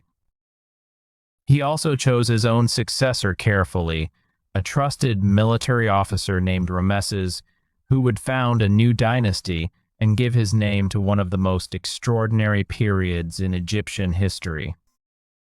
The 19th dynasty, the dynasty of the Ramessides, is where we meet the pharaoh who has perhaps a stronger claim than any other to the title of the most famous ruler of ancient Egypt. His name was Ramesses II. He is also called Ramesses the Great, though he largely gave himself that title through the sheer volume of his self-promotion, which was extraordinary even by the standards of a civilization that excelled at royal self-promotion. Ramesses II ruled Egypt for 66 years, from approximately 1279 to 1213 years before the Common Era. He lived to be around 90 years old, which in the ancient world was so unusual as to be almost miraculous. He outlived 12 of his sons. He had over 100 children in total. He had multiple great royal wives, including his beloved Nefertari, for whom he built one of the most exquisite small temples at Abu Simbel, and then his own daughter Meritamen, whom he married after her mother's death, a practice that was considered appropriate within the theology of divine kingship. The monuments of Ramesses II are everywhere in Egypt, and in many cases the monuments of previous pharaohs also have his name on them, because Ramesses had the inscriptions of earlier rulers chiseled off and his own name carved in their place. He was so assiduous about this practice, and he cut his own cartouches so deeply into stone, that many of those appropriated monuments have survived precisely because of how deeply they were carved. He put his name on everything. His most famous military adventure was the Battle of Kish, fought around 1274 years before the Common Era against the Hittite Empire near the city of Kadesh on the Orontes River in what is now Syria. Rameses led his army into a trap. He and his personal bodyguard were nearly surrounded by Hittite chariot forces, while the rest of his army was elsewhere. He fought his way out, apparently displaying genuine personal courage in the process, and the battle eventually reached a kind of stalemate with both sides exhausted. Rameses then proceeded to spend the next several decades claiming Kadesh as a great personal victory, having the story carved on the walls of virtually every major temple in Egypt in a version that emphasized his heroism and glossed over the circumstances that had led to his near destruction. The Kadesh poem, which recounts his personal courage in the battle, is the oldest known epic poem composed by a named author. It was composed by a scribe named Pentuer and was reproduced on temple walls at Abydos, Karnak, Luxor, the Ramesseum, and Abu Simbel. Rameses made sure his version of events would outlast any alternative interpretation. About 16 years after the battle, Ramses II signed a peace treaty with the Hittite king Hattusili III. The text of this treaty, in both its Egyptian and Hittite versions, survives. It is the oldest surviving peace treaty in world history. A copy of it, in a translation made by the United Nations, hangs in the lobby of the UN building in New York, 3,200 years old, and still being referenced as a model of how two rival powers can choose to stop fighting and live alongside each other. The temple complex at Abu Simbel, which Rameses built in what is now southern Egypt near the Sudanese border, is perhaps his most dramatically impressive surviving monument. The main temple has a facade carved directly from a cliff face, 4 colossal seated statues of Rameses himself, each about 20 meters tall, flanking the entrance. The interior of the temple penetrates 63 meters into the solid rock. And at the innermost sanctuary, the most holy part of the temple, 4 statues sit in perpetual darkness, Rameses himself beside the gods Ra-Horakhti, Amun-Ra, and Ptah. Twice a year, on the 21st of February and the 21st of October, the rising sun penetrates the entire length of the temple and illuminates the statues in the sanctuary. 3 of the 4 statues are lit up: Ra-Horakhti, Amun-Ra, and Rameses. The statue of Ptah, the god of the underworld, remains in shadow. When the Aswan High Dam was built in the 1960s, and the rising waters of Lake Nasser threatened to submerge Abu Simbel permanently, UNESCO organized one of the most remarkable engineering projects of the 20th century. The entire temple complex was cut into pieces, moved up the cliff, and reassembled in a new location 65 meters higher and 200 meters farther back from the water. The sun still enters the temple on the original days and illuminates the same statues. The people who moved the temple made sure of that. Rameses II was eventually succeeded after his very long reign by his son Meremptah, who was already in his 50s or 60s when he came to the throne. Meremptah is interesting to us for a specific reason. A stele from his reign, discovered in 1896 and now in the Cairo Museum, contains a passage listing peoples that the pharaoh had defeated or subjugated. Among them, mentioned almost in passing, is the earliest confirmed reference to a people called Israel in any ancient source outside the Bible. The Israel stele, as it is called, is a piece of evidence that places a people with that name in the region of Canaan around 1208 years before the Common Era. The 19th dynasty gave way to the 20th dynasty after Meremta's successors lost control in a period of instability, and the 20th dynasty was dominated by a series of pharaohs, many of them also called Ramesses, who ruled in the shadow of the great Ramesses Tei, and who are sometimes called the later Ramessides. The most significant of them was Ramesses III, who faced a crisis that made the Hyksos invasion look almost manageable. In the early 12th century before the Common Era, a wave of displaced peoples from across the Mediterranean and the Aegean, whom the Egyptians called the Sea Peoples, swept across the eastern Mediterranean, destroying the Hittite Empire, collapsing the palace cultures of the Aegean, burning the great trading cities of Ugarit and others on the Syrian coast, and eventually threatening Egypt itself. Ramesses II fought off the Sea Peoples in a series of battles, including a remarkable sea battle in the Delta, where Egyptian ships and archers trapped the Sea Peoples' fleet in a narrow channel and destroyed it. The whole campaign was recorded on the walls of his mortuary temple at Medinet Habu, which still stands in excellent preservation on the west bank at Luxor. The reliefs showing the sea battle are extraordinarily detailed, showing the Egyptian and Sea Peoples' ships locked together in close combat, with archers on both sides, and the melee of men struggling hand to hand on the decks. Despite his military successes, Ramesses III's reign ended in a way that casts a long shadow. He was the victim of a harem conspiracy. His secondary wife, along with a group of co-conspirators that included court officials, harem workers, and military officers, plotted to kill the pharaoh and place her son on the throne. The conspiracy is documented in a series of papyri known as the Turin Judicial Papyrus and the Lee and Rollin Papyri, which record the trial proceedings and punishments in remarkable detail. Some conspirators had their ears and noses cut off. Some were forced to commit suicide. Some received relatively lighter punishments.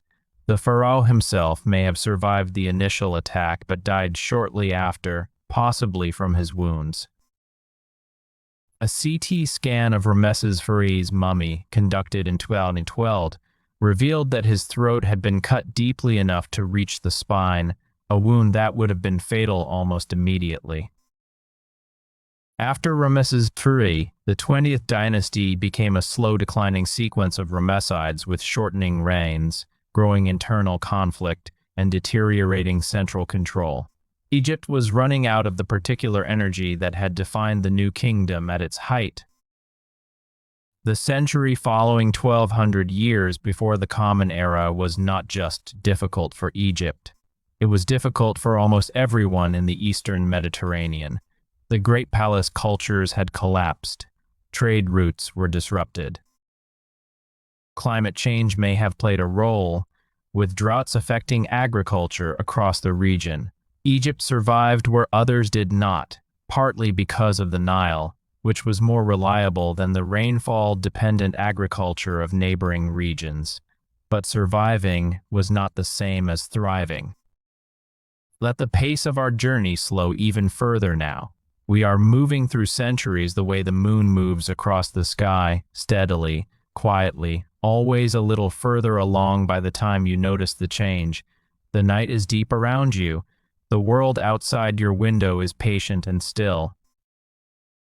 And in Egypt, 3,000 years ago, the priests were doing what priests had done every day for centuries, lighting the incense in the temple, reciting the prayers, opening the inner sanctuary to present the morning meal to the god. The temple was the house of the god, not the place where people came to worship, not a church or a synagogue or a mosque in the sense that modern religious buildings are public spaces of communal prayer. The Egyptian temple was the private residence of a divine being, and most of it was closed to ordinary people entirely. The outer courtyard was accessible to the public, and on certain festival days people might be allowed to view a procession of the god's image. But the inner sanctuaries, the rooms that got progressively smaller and darker and more restricted as you moved toward most sacred space at the temple's center, those were for priests only. And the innermost sanctuary, the room that held the golden statue of the god, was entered only by the highest priests and by the pharaoh himself, or by a priest acting as the pharaoh's delegate. Every morning before dawn, the priests who served the temple would go through a ritual of purification. They bathed, shaved all the hair from their bodies, including their eyebrows, chewed natron to cleanse their mouths, and dressed in white linen. Then the chief priest would approach the innermost sanctuary, break the clay seal on the door, and enter. In the darkness of the sanctuary, illuminated only by the light of a small oil lamp, he would awaken the god's statue with prayers and hymns. He would remove the linen cloths from the statue, wash and anoint the figure with precious oils, dress it in fresh garments, apply kohl to its eyes, place jewels around its neck. He would present the morning meal, a tray of bread and cakes and vegetables and beer and wine. And then he would retreat, sweeping away his footprints as he left, sealing the door again, leaving the god in peaceful privacy with the offerings. This ritual was performed 3 times daily, morning, midday, and evening. It had been performed in the same way for thousands of years. It would continue to be performed in much the same way for thousands of years more. The Egyptian temples were institutions of extraordinary continuity, places where the same prayers were spoken in the same rooms, in the same order day after day for centuries, where the staff of priests passed their positions down to their sons, where the traditions were maintained with a conservatism so deep it bordered on the geological. After the 20th dynasty ended, around 1069 years before the Common Era, Egypt entered what historians call the Third Intermediate Period. It is a complex and sometimes confusing time, a period when Egypt was divided again between multiple centers of power, when foreign dynasties ruled parts of the country, when the simple narrative of one pharaoh and one unified land breaks down into something much messier and more genuinely human. The priests of Amun at Thebes had become so powerful over the course of the new kingdom that by the end of the 20th dynasty, they were effectively co-rulers of the south. The high priest of Amun controlled the temple's enormous wealth, commanded his own military forces, and used oracles of the god to make political decisions. When the last 20th dynasty pharaoh died, the high priest Herihor simply declared himself ruler of Upper Egypt, eventually having himself depicted in royal regalia. Meanwhile in the north, a series of kings ruled from the delta, some of them of Libyan descent. Egypt was 2 countries again. The 21st through 24th dynasties cover this fragmented period, and the details of the royal succession are genuinely difficult to follow even for specialists. What matters more for our purposes tonight is the texture of life during this time, which continued with remarkable normality in many respects. The temples still operated, the farmers still worked their fields, the scribes still copied texts and taught in schools. The craftsmen still made beautiful objects. The dead were still buried with care. The great cycles of Egyptian life did not stop because political authority was divided. They had their own momentum, built over centuries, that carried them forward even when the people at the top were uncertain or divided. Then, from the south, came something unexpected. From Nubia, from the kingdom of Kush, whose relationship with Egypt was long and complex and not always subordinate, came a series of rulers who made the astonishing move of conquering Egypt and ruling it as pharaohs. The kings of the 25th dynasty, the Kushite dynasty, were not foreigners in the simple sense. They were deeply Egyptianized. Their culture had absorbed Egyptian religion and writing and art over centuries of contact. Their rulers were devoted worshippers of Amun. And when they looked at the divided, weakened Egypt of the third intermediate period, what they saw was not something alien to be exploited, but something precious that had fallen into disorder and needed to be restored. The first great Kushite ruler to establish real control over Egypt was a king named Pi, who launched a military campaign from Nubia around 744 years before the Common Era, swept through Egypt with his armies, accepted the submission of local rulers, and then went back south, having declared the restoration of proper order. His son Shabaka stayed and ruled from Egypt proper, establishing Thebes as the center of his court and presenting himself as a completely traditional Egyptian pharaoh in every way. The Kushite pharaohs restored temples, revived old religious traditions, and in their art consciously reached back to the styles of earlier periods, particularly the Old Kingdom, as if trying to reconnect with the purest, oldest sources of Egyptian civilization. The Kushite period produced one of the most remarkable individuals in Egyptian history, a woman named Amenertis, who served as the god's wife of Amun, a religious title of extraordinary power. The god's wife of Amun was a high priestess who controlled the enormous wealth of the Amun temple at Karnak and wielded political authority that rivaled that of the pharaoh himself in Upper Egypt. She was required to be celibate, adopted her successor from among the daughters of the ruling family rather than bearing children of her own, and was buried in royal-style tomb chapels at Medinet Habu. The transition of this office from one ruling house to another was a political act of the first importance, and the Kushite pharaohs used it skillfully to secure their legitimacy in the south. But the Kushite period in Egypt was interrupted violently by a power from the north that was nothing like anything Egypt had faced before. The Assyrian Empire, based in what is now northern Iraq, was in the 7th century before the Common Era the most powerful military state in the world. The Assyrians had iron weapons when others still had bronze. They had sophisticated siege equipment and a professional army organized on principles of discipline and coordination that made them nearly unstoppable. Their approach to conquered peoples was designed to be terrifying: mass deportations, destruction of cities, relentless propaganda about their own invincibility. They invaded Egypt twice. The first time they were pushed back by the Kushite pharaoh Taharka, who managed to mount effective resistance and temporarily drive them out. But the second time, around 663 years before the Common Era, the Assyrian king Ashurbanipal's forces penetrated all the way to Thebes itself and sacked it. The sacking of Thebes sent shockwaves across the ancient world. Thebes was not simply a city. It was the greatest temple city on earth, the home of Amun, the center of Egyptian religious life for over 1,000 years.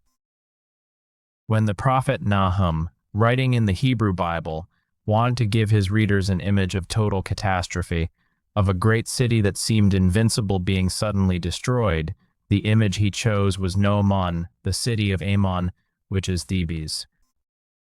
Even decades after the Assyrian sack, the memory of Thebes' fall was available as a byword for the unthinkable. After the Assyrians withdrew, Egypt came under the control of a local Delta family, the Sate dynasty, the 26th dynasty, who ruled from the city of Saz in the western Delta. The Sate period, running from 664 to 525 years before the Common Era, is another of those periods of deliberate cultural revival. The Sate pharaohs looked back to the Old Kingdom and the Middle Kingdom for their artistic and religious models, just as the Kushite pharaohs before them had done. There was something poignant in this repeated reaching back, this continual effort to reconnect with an older, purer, better version of Egyptian civilization, as if Egypt knew, somewhere in its collective memory, that it had been greater once and was always trying to find the way back. The 26th dynasty ended when the Persian Empire, under its king Cambyses II, invaded Egypt in 525 years before the Common Era and conquered it with remarkable speed. Egypt became a Persian province, ruled by satraps, Persian governors, who reported to the Persian king. The Egyptians were not entirely passive under Persian rule. They revolted more than once. They managed to establish independent rule for several decades in the 4th century before the Common Era. But the fundamental truth was that Egypt was now part of a larger world that it could not simply ignore or contain. That larger world arrived with full force when Alexander the Great, the young Macedonian king who had already conquered the Persian Empire, entered Egypt in 332 years before the Common Era. Alexander was welcomed by the Egyptians as a liberator from Persian rule. He went to the Oracle of Amun at the Siwa Oasis in the western desert, a journey of several days across difficult terrain, and received a pronouncement from the oracle that he was the son of Amun, which in Egyptian terms meant he was the legitimate pharaoh. He founded a new city on the Mediterranean coast, the westernmost of the Nile Delta mouths, and named it Alexandria after himself. And then he left Egypt and went east to continue his conquests, never to return to Egypt alive. His body was eventually brought back after his death in Babylon in 323 before the Common Era and buried in Alexandria. But Egypt was left in the hands of one of Alexander's generals, a Macedonian nobleman named Ptolemy, and Ptolemy had very good political instincts. After Alexander's death and the wars among his successors, Ptolemy managed to secure Egypt as his territory, took the title of pharaoh, and founded a dynasty that would rule Egypt for nearly 300 years. The Ptolemaic period is one of the most culturally extraordinary in the ancient world because it brought together Greek and Egyptian cultures in the same space, creating something genuinely new out of both. The Ptolemies were Macedonian Greeks. Greek was their language, their culture, their identity.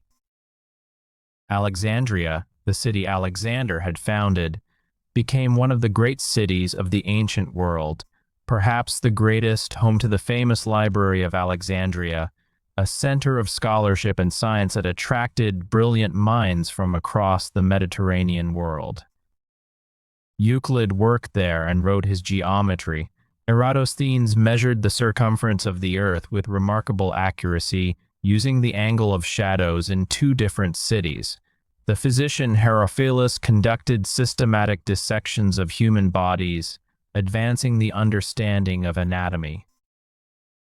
Aristarchus proposed that the earth moved around the sun, a theory that would not be accepted in the Western world for another 1800 years. But the Ptolemies were also pharaohs. They built temples in the old Egyptian style. They adopted Egyptian religious practices, or at least the external forms of them. They supported the Egyptian priesthood and were in turn supported by that priesthood's authority. The temples of Dendera, Edfu, Esna, and Philae, which survive in extraordinary condition and are among the most complete ancient temples anywhere in Egypt, were largely built during the Ptolemaic period. They look, from the outside, completely traditional in their Egyptian style. Inside, the walls are covered with hieroglyphic texts of incredible detail and complexity, astronomical charts, medical texts, ritual instructions, all organized in the ancient manner. But when you look at the faces of the rulers depicted in these temples, you can sometimes see something slightly different in the proportion and the detail, a hint of the Hellenistic style underneath the Egyptian conventions. The last of the Ptolemaic rulers, and in many ways the most remarkable, was not a warrior or an architect but a politician and a linguist and an intellect of the first order. Her name was Cleopatra. Her full name was Cleopatra v. Philopator. She was not, as often depicted in popular culture, Egyptian in her appearance or her ancestry. She was Macedonian Greek, the last in a long line of Ptolemaic rulers who had intermarried within their own family for generations. But she was the first of the Ptolemaic line to actually learn the Egyptian language, and she spoke not just Egyptian but reportedly 8 or 9 languages in total, including Ethiopic, the language of the Parthians, Hebrew, Aramaic, and others. The ability to speak to each of her subjects in their own tongue was not just a diplomatic skill. It was a statement about what kind of ruler she intended to be. Cleopatra came to the throne in 51 years before the Common Era, sharing power with her younger brother Ptolemy Xui, as was the custom requiring the female ruler to have a male co-ruler. The relationship between the siblings was not warm. Within a few years, Ptolemy's advisors had driven Cleopatra out of Alexandria. She raised an army in the eastern desert. The two were on the edge of civil war when Julius Caesar arrived in Alexandria in 48 before the Common Era, pursuing his defeated rival Pompey. Pompey was killed on the Egyptian shore before Caesar's ship even anchored, killed by the advisors of Ptolemy Xui, who hoped to curry favor with the Roman. It did not help them. Caesar was appalled by the murder of a Roman consul.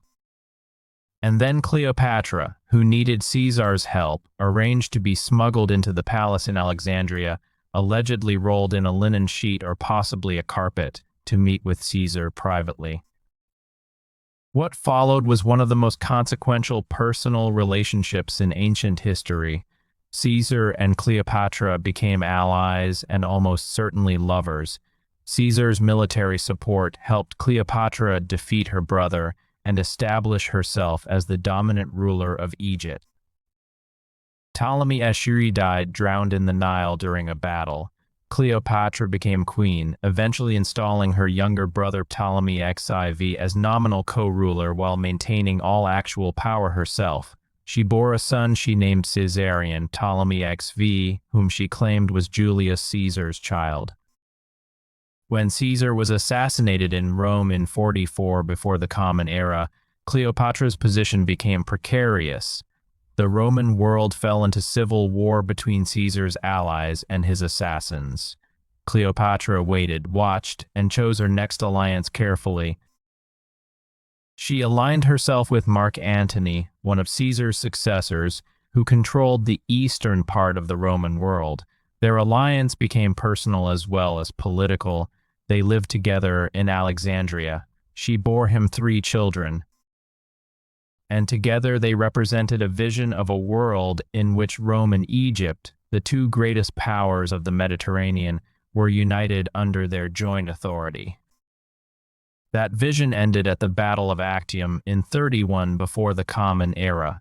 Caesar's adopted son Octavian, later known as Augustus, the man who would become the first Roman emperor, defeated their combined fleets in a naval battle off the coast of Greece. Antony and Cleopatra withdrew to Alexandria. Octavian's army followed. Antony, believing incorrectly that Cleopatra had already killed herself, fell on his sword.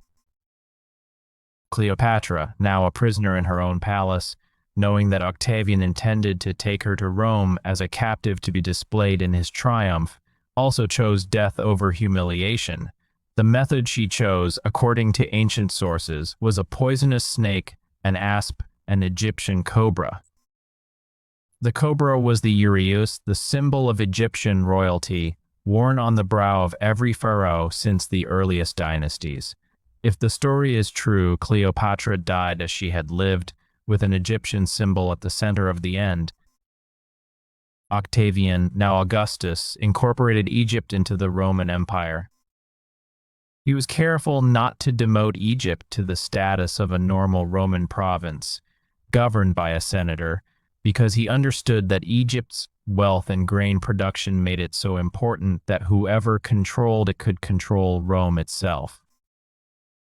Egypt was made a special province, governed only by the emperor's own appointee, a prefect of equestrian rank, not senatorial, which meant that no senator could use Egypt's resources to build a power base to challenge the emperor.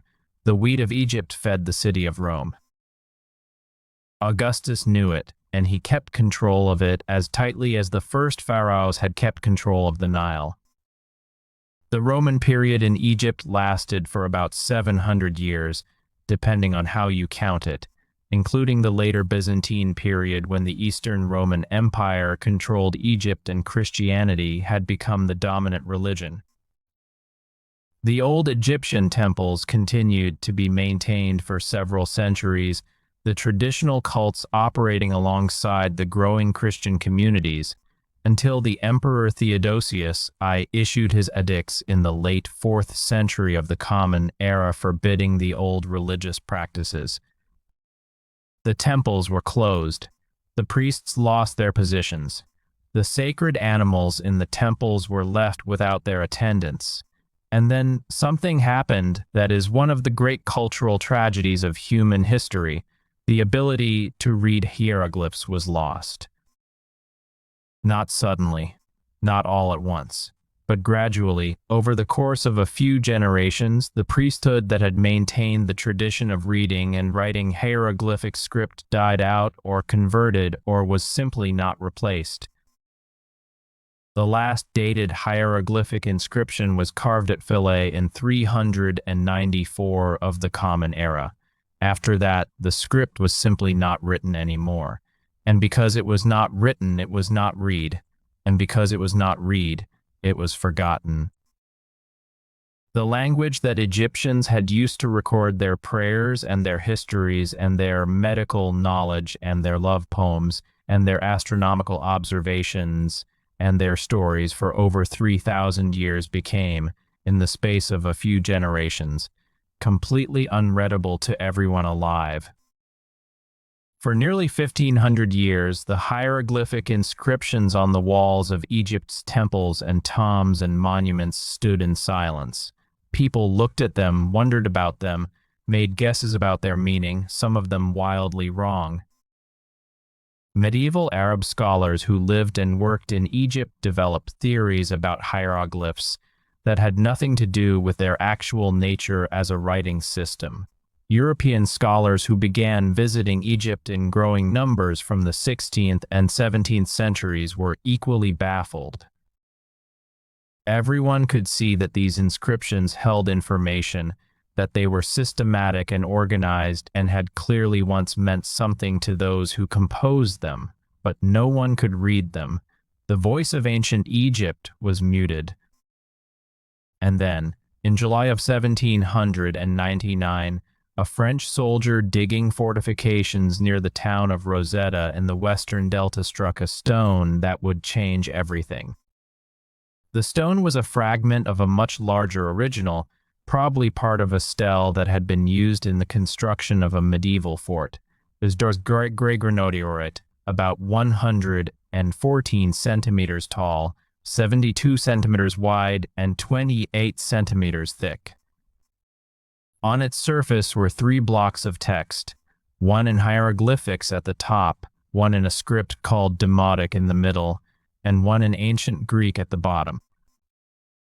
The text was a decree issued in 196 before the Common Era by a council of Egyptian priests honoring the Ptolemaic pharaoh Ptolemy V, the same text in 3 different scripts. The French officers recognized immediately that if the 3 texts contained the same content and the Greek could be read, then comparing the Greek with the hieroglyphic text might provide the key to deciphering the ancient script. The stone, which came to be known as the Rosetta Stone, eventually made its way to London as a result of the British defeat of Napoleon's Egyptian expedition, and it has been in the British Museum since 1802. Scholars across Europe spent 2 decades working on the decipherment. The final breakthrough came in 1822, when a French scholar named Jean-François Champollion, who had spent years studying Coptic, the late form of the Egyptian language still used in the Christian liturgy of Egyptian churches, announced that he had cracked the code. Hieroglyphs were not a symbolic or allegorical script where each image meant a concept. They were a system where some signs represented sounds, some represented whole words, and some were determinatives that helped identify the category of the word preceding them. It was a complex system, but it was a system, and it could be learned. Champollion announced his discovery on the 14th of September, 1822, by bursting into his brother's office, crying that he had solved it, and then fainting dead away with excitement. He was 31 years old. He had spent his entire conscious life working toward that moment. Within a few years of Champollion's decipherment, scholars were reading texts that had been silent for 15 centuries. The voices of ancient Egypt spoke again. Prayers written on the walls of tombs, love poems preserved on papyrus, medical prescriptions, astronomical tables, stories of gods and heroes, the thoughts of people who had lived 3, 4, 5,000 years ago, preserved in stone and reed paper, waiting with infinite patience for someone to listen. This is, if you think about it long enough, one of the most quietly astonishing facts about the human world. Words that a person composed in their mind and shaped with their hand in a room lit by an oil lamp in a city that no longer exists. Words that were meant to be spoken aloud, to be heard by a living voice, to reach the ears of the gods or the hearts of other human beings, survived. They survived invasions and floods and earthquakes and the grinding slow erosion of time. They survived being sealed in tombs for millennia. And then, one morning in Paris, they were read again for the first time in 1,500 years. And they said what they had always said, patient and unchanged. I was here. I thought this. I felt this. I loved this. I hoped for this. We do not disappear entirely. We leave marks. Now let us drift a little quietly through some of the things that daily Egyptian life looked like, because the pyramids and the pharaohs are only part of the story. Most Egyptians were not pharaohs. Most Egyptians were farmers and craftsmen and traders and priests and soldiers and servants and mothers and children, and their lives were organized around rhythms that were both very different from ours and in some ways surprisingly similar. A farmer in the Egyptian countryside 3,000 years ago would have woken before dawn. The air at that hour was cool, often cold in winter, and the sounds were the sounds of the natural world, birds beginning to stir, the movement of animals, the distant sound of the river. The farmer's house was made of mud brick, plastered inside and out, with small windows placed high in the walls to keep out the heat of the day while allowing some air to move through. The floor was packed earth. There might be a few pieces of wooden furniture, a bed frame with a woven mat or linen sheets, a low table, a wooden box for storing clothing. There would be pottery everywhere, jars of different sizes for storing grain and oil and water and beer, because clean fresh water was not always easy to come by, and beer, which was made from fermented bread, was both nutritious and safer to drink than river water. The Egyptian diet was built around bread and beer, just as bread and beer are central to human nutrition in many pre-industrial societies. Egyptian bread came in many forms and many flavors, and it was the product of the grain that grew so abundantly in the rich Nile soil. Egyptian beer was thick and nutritious, more of a liquid bread than the lighter beverages we associate with the word today. Beyond these staples, the Egyptian diet included vegetables in great variety: onions, garlic, leeks, cucumbers, lettuce, radishes, all of which the Nile's soil grew generously. There were lentils and chickpeas. There were dates, which grew in abundance along the Nile and were eaten both fresh and dried. There was honey, was prized and used in both food and medicine. There was fish, which was everywhere in and around the Nile and its canals. And for those who could afford it, or who worked for institutions wealthy enough to provide it, there was meat, beef, duck, goose, pigeon, and occasionally pork, which the Egyptians ate without the religious prohibitions that would develop in neighboring cultures. The Egyptian working day was organized around the heat of the sun. Work began early, when the air was cool. In the middle of the day, when the sun was at its most brutal, work slowed or stopped. Activity resumed in the late afternoon and into the evening. This rhythm, which is still followed in many parts of the Mediterranean and Middle East today, was not laziness, it was adaptation. The Egyptian climate, particularly in Upper Egypt, where summer temperatures can reach above 4 degrees Celsius, made it not just uncomfortable but genuinely dangerous to work in full sun at midday. At harvest time, the whole village would work together. The grain was cut with flint or bronze sickles, gathered into bundles, and taken to the threshing floor, a circular area of flat hard ground where animals were driven over the grain to separate the kernels from the stalks. Then the grain was tossed into the air on winnowing fans, and the heavier kernels fell to the ground while the lighter chaff blew away on the wind. Then the grain was measured and recorded by scribes who were agents of whatever institution controlled the land, whether temple or royal estate or local official. Then a portion went to the institution as rent or tax, and the rest went to the farmer to feed their family and to carry them through the months until the next harvest. The life of an Egyptian farmer was not easy. The work was physically demanding and the margin for error was small. A bad flood, either too much water or too little, could destroy a crop and leave a family with nothing.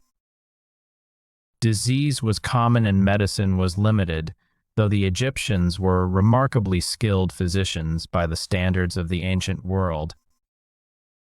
The Edwin Smith Papyrus, dating to perhaps 1600 before the Common Era but possibly copying an even older text, describes surgical procedures for head injuries, broken bones, and dislocated joints with a clinical rationality and detailed observation that reads like a modern medical text.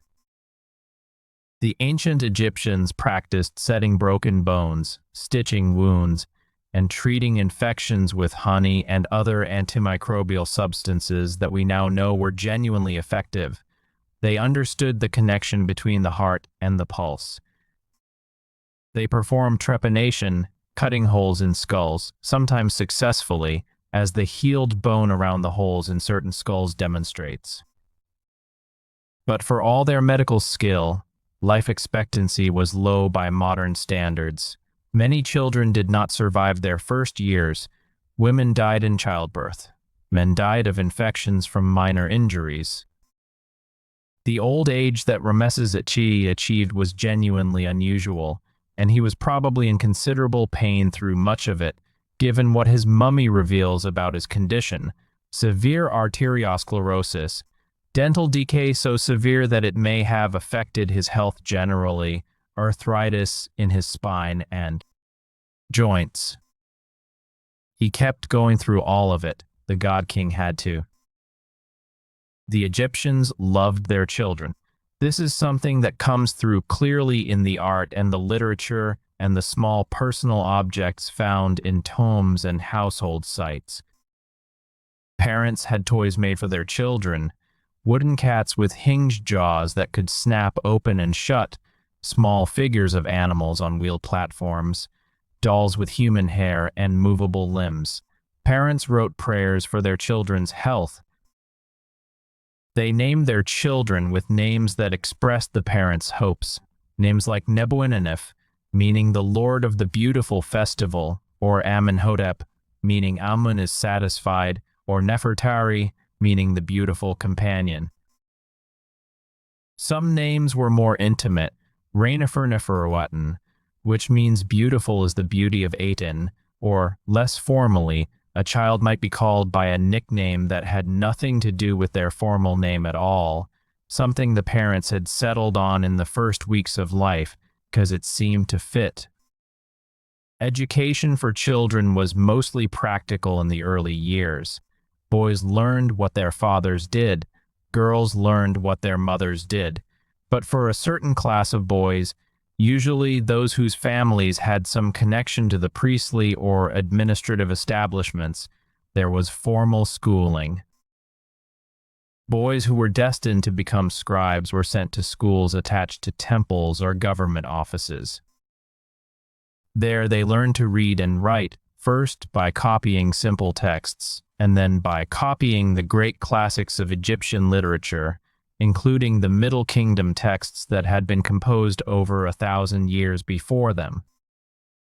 They learned mathematics, how to calculate the volumes of pyramids, how to measure fields, how to divide rations, how to keep accounts. They learned astronomy, how to read the stars, how to use the rising of certain stars to predict the seasons and the Nile flood. And they learned the fundamentals of Egyptian law and administration so that they could take their places as the civil servants who actually ran the country day to day. Scribes occupied an interesting position in Egyptian society. They were not the most powerful people, not by a long way. The high priests and the military commanders and the royal family far outranked them in status and wealth. But scribes were the people who made everything work. Every accounting, every letter, every contract, every land registry, every medical prescription, every temple inscription, every religious text required a scribe. The pharaoh himself, however divine, depended on scribes to manage his country.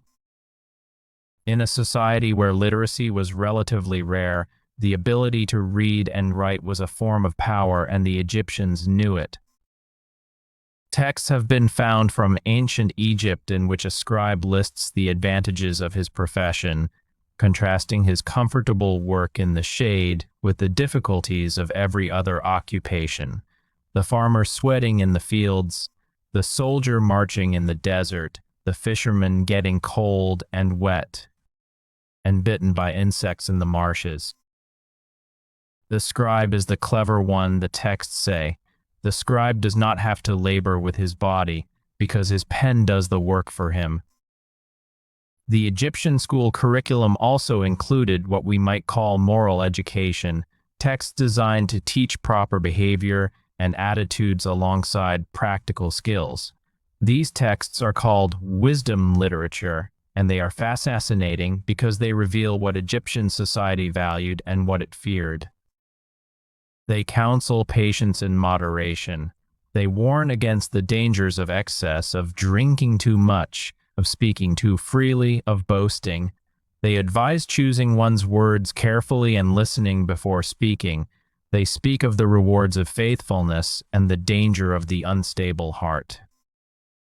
Some of their advice sounds remarkably like advice a modern parent might give a modern teenager. Do not sit around in the company of drunkards.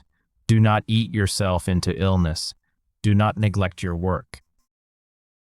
The world changes and the world stays the same, and the distance between an Egyptian schoolboy copying moral texts in a courtyard in the shadow of a temple 3,000 years ago and a modern student doing homework by lamplight is much smaller than the calendar distance makes it seem.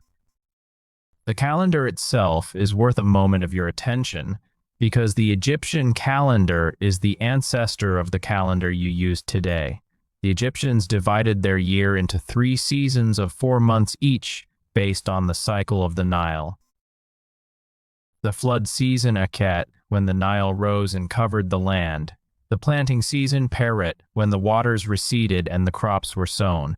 And the harvest season Shimu, when the grain was cut. Each month was 30 days long, giving a year of 360 days.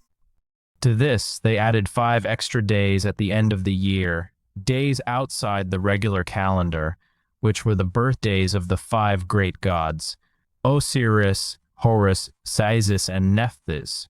The total was 365 days. This was not quite accurate enough for the agricultural calendar to work perfectly over long periods, because the actual solar year is about 6 hours longer than 365 days. The Egyptians dealt with this imprecision by using the heliacal rising of the star Sirius, which they called Sopdet, and which we call the brightest star in the sky, to mark the beginning of the new year and the expected arrival of the Nile flood. Sirius would disappear below the horizon for about 70 days each year, and then, just before dawn, on a day that roughly coincided with the beginning of the flood, it would rise again for the first time, visible on the eastern horizon just before the sun washed out the stars. This moment was the new year, Weepet Renpet, the opening of the year, and it was celebrated as a festival.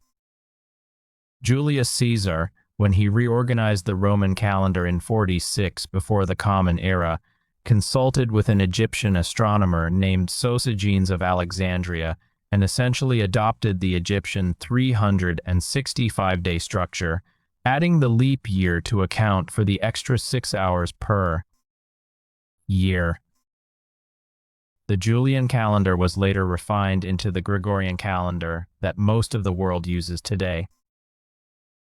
So when you glance at a calendar on your phone tomorrow morning and see the date, you are looking at something that contains, in its bones, the organizational thinking of people who watched the Nile rise and fall 5,000 years ago and tried to make sense of the pattern.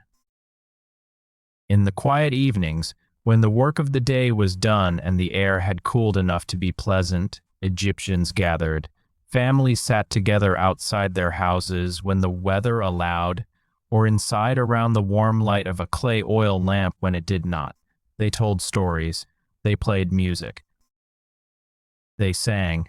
The Egyptians loved music and were skilled at it. They played harps of great elegance, and lutes and flutes made of reed, and sistrum, which were rattles made of metal with small metal loops or discs threaded on bars that made a rushing, shimmering sound when shaken.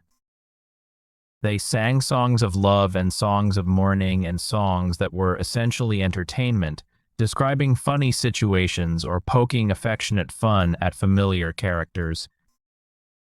The love poems of ancient Egypt are one of the most surprising and beautiful things to read from the ancient world. Surprising because they are so utterly recognizable, so fully human, so immediate in their feeling that 3,000 years simply dissolves when you read them. A young woman in New Kingdom Egypt wrote of her desire for her beloved in words that could have been written yesterday. My heart flutters when I think of your love for me. I am unable to act sensibly. I do not want to leave the place where you are. I brought you flowers I gathered with my own hands from the garden in the early morning. In another poem, a young man lies awake at night thinking of a woman who has captured his heart. He knows he should get up and go to work. He cannot move. The thought of her face holds him in place like a stone. It is late now or early, depending on which side of midnight you find yourself on. The light in the room where you are has grown dim in your imagination even if you have not moved. The voice telling you this story is slowing down, finding the longer pauses, the places where the image can settle before the next one arrives. Ancient Egypt breathes around you like something very old and very patient that has been waiting a long time for you to sit still enough to hear it. Let us think now about the Valley of the Kings, where we began to touch on earlier. This is the place on the west bank of the Nile at Luxor, opposite ancient Thebes, where the pharaohs of the New Kingdom chose to be buried. It was a deliberately hidden location. The Old Kingdom pharaohs had advertised their tombs with massive structures visible for miles. The result was that those tombs were robbed, every one of them, within a few centuries of their construction. The New Kingdom pharaohs learned the lesson and tried something different. They chose a remote valley in the hills west of Thebes, a valley with a natural pyramid-shaped peak above it, the mountain the Egyptians called the Merisger, meaning she who loves silence. The tombs were cut not above ground, but deep into the living rock, descending in long corridors and stairways down into the earth. The valley was guarded. The location was kept as secret as the logistics of construction would allow. It did not work as well as they hoped. Of all the royal tombs discovered in the Valley of the Kings, only Tutankhamun's was found essentially intact. Every other royal burial had been entered and robbed, most of them within a few hundred years of the original burial. A remarkable set of ancient documents, the tomb robbery papyri, survives from the late New Kingdom and documents the investigations that were carried out when widespread tomb robbing was discovered. The papyri record the trials of the accused, including their confessions, some of them apparently extracted under torture. They describe in detail which tombs were opened, what was taken, how the robbers divided the loot among themselves. It is a picture of both the desperation of the late New Kingdom poor and the institutional failure of a state that could no longer effectively protect what it had built. After the robberies were discovered, the surviving mummies of the robbed pharaohs were gathered up by the priests of Amun and hidden. Wrapped in new linen, labeled with dockets identifying them, the royal mummies were placed in two concealed locations. One was a tomb in the Valley of the Kings itself, the tomb of Amenhotep II, which was used as a cache for a number of mummies. The other was a cliffside shaft tomb at Deir el-Bahri, where in approximately 1070 years before the Common Era, the priests deposited the mummies of over 40 royal and noble individuals and sealed the entrance. There those mummies lay undisturbed for almost 3,000 years. In the 1870s of the Common Era, a family in the village of Kurna on the West Bank discovered the Deir el-Bahri cache, apparently accidentally. For nearly a decade, they kept the discovery secret, selling objects from the cache quietly on the antiquities market. Scholars began to notice that certain types of objects were appearing for sale without known provenance. Investigations were conducted. Eventually, a member of the family broke under questioning and led authorities to the shaft. On the 5th of July, 1881, the Egyptian Antiquities Service began the work of removing the mummies from the cache. The day when the mummies were transported by boat from the West Bank down the Nile toward Cairo was witnessed by many people along the river banks. Villagers gathered as the boat passed, the women wailing and throwing dust on their hair in the traditional gesture of mourning, the men firing their rifles in salute. They were doing what Egyptians had always done when the dead passed by. They were paying their respects. The pharaohs arrived in Cairo and were eventually placed in the Egyptian Museum, where they remain today in a climate-controlled gallery. Ramesses II. Seti I, whose mummy is perhaps the most beautifully preserved of all, with a face that looks almost as if it is merely asleep, the features so clear and individual that you feel you are looking at a specific person, not at a category or a symbol. Ahmose I, the unifier who drove out the Hyksos and founded the New Kingdom. Thutmose III, the Napoleon of ancient Egypt, small but formidable even in the stillness of 3,000 years of sleep. Meremta, who may have pursued Moses if the Exodus story has any historical basis. All of them together in the same room, the same building, a dynasty's worth of centuries laid out in glass cases under fluorescent light. There is something both wrong and right about that. Wrong in the sense that these people were buried with elaborate care and deep intention, and their rest was disturbed. Right in the sense that they are still together, still in Egypt, still cared for, still the objects of human attention and wonder. They have not entirely lost their audience. 3,000 years after their deaths, people travel from every country on earth to stand in that gallery and look at them. That is a kind of survival that even the most ambitious pharaoh might not have dared to hope for. Now let us spend some time in Karnak, because Karnak deserves to be visited slowly and at night, when the tourists have gone and the only light is what filters down from the stars between the great columns. The Karnak Temple complex at Luxor is the largest religious building ever constructed in human history. Not just the largest surviving ancient building, the largest religious building of any kind, period, ever. It covers over 100 hectares.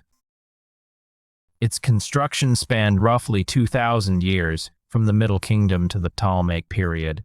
Every pharaoh who was ambitious enough and wealthy enough added something to it. A new hall, a new pylon, a new obelisk, a new sanctuary, a new garden, a new sacred lake. The result is a layered, overlapping, vast organism of stone that is unlike anything else on Earth. The approach to the main entrance of Karnak from the Nile bank was along an avenue of sphinx statues, human-headed sphinxes with the name of the pharaoh who commissioned them. This avenue is partly excavated and partly still buried, stretching out in a long line of crouching stone figures, their expressions serene and their bodies patient, waiting for the procession of the god's bark to pass between them on festival days. Standing at the beginning of that avenue and looking toward the great first pylon, the massive gateway that marks the outermost entrance to the complex, you have before you something that takes time to fully comprehend. The pylon is 43 meters tall and 113 meters wide. It was not finished when the ancients abandoned it, and you can see on its surface the mud brick remains of the ramps that were used to build it, left in place when work stopped. Something stopped work on this pylon. No one knows exactly what. And then time moved on, and the ramps became part of the structure, and the unfinished surface became its own kind of record of a moment when everything stopped.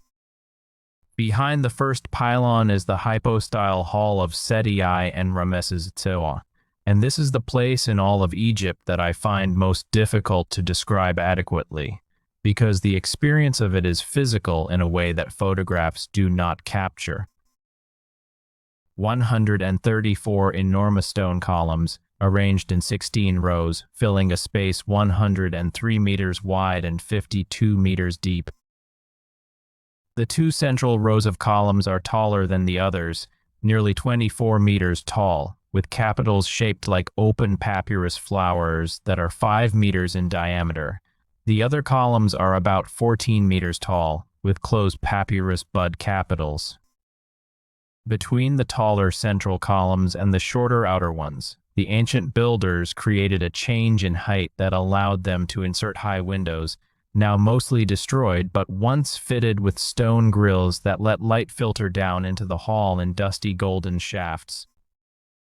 Walking through that hall is like walking through a stone forest, a forest where the trees are as tall as a 5-story building and where every surface, every column, every architrave, every inch of stone is covered with carved and painted hieroglyphic inscriptions and images of gods and pharaohs. The paint has faded now, mostly to trace colors that you can see in sheltered spots or when the light hits at a particular angle. But when the hypostyle hall was newly built, it was brilliant. Every image was painted in strong, flat colors: blue, red, green, yellow, white, black. The columns would have stood in a forest of color as well as stone. The effect must have been overwhelming even in direct sunlight.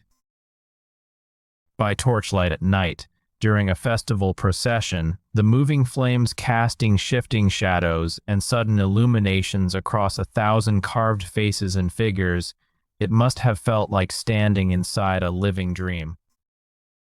The sacred lake of Karnak is still there, a large rectangular body of water, originally created for ritual purposes. The priests purified themselves in it, and certain religious ceremonies were performed on its waters using sacred boats. Today, ducks swim on it and tourists walk along its edges. At one corner of the lake, a large stone scarab beetle sits on a pedestal, placed there by Amenhotep III. Legend of modern origin but charmingly persistent, says that if you walk around the scarab 7 times, you will have good luck in love. Every day people walk around it, counting quietly, hoping. The ancient Egyptians would have found this entirely sensible. The scarab was the symbol of Khepri, the morning aspect of the sun god, the god of rebirth and transformation. The scarab dung beetle was observed rolling its ball of dung across the ground, and from those balls new beetles seemed to emerge, and the Egyptians saw in this behavior an image of the sun rolling across the sky and of new life emerging from what seemed like dead matter. The scarab became one of the most powerful amulets in the Egyptian world. Millions of carved stone and fan scarabs have been found in Egypt, worn as jewelry, placed in tombs, exchanged as diplomatic gifts. The pharaoh Amenhotep III issued large commemorative scarabs on several occasions to mark important events, sending them to foreign rulers as a kind of royal announcement combined with a lucky charm. Some of those commemorative scarabs survive, now scattered through the world's museums, each one a small blue-green stone object that contains, in its carved hieroglyphs on the flat base, brief record of something that happened 3,400 years ago. Let yourself breathe more slowly still. The story does not need to hurry. The Nile does not hurry.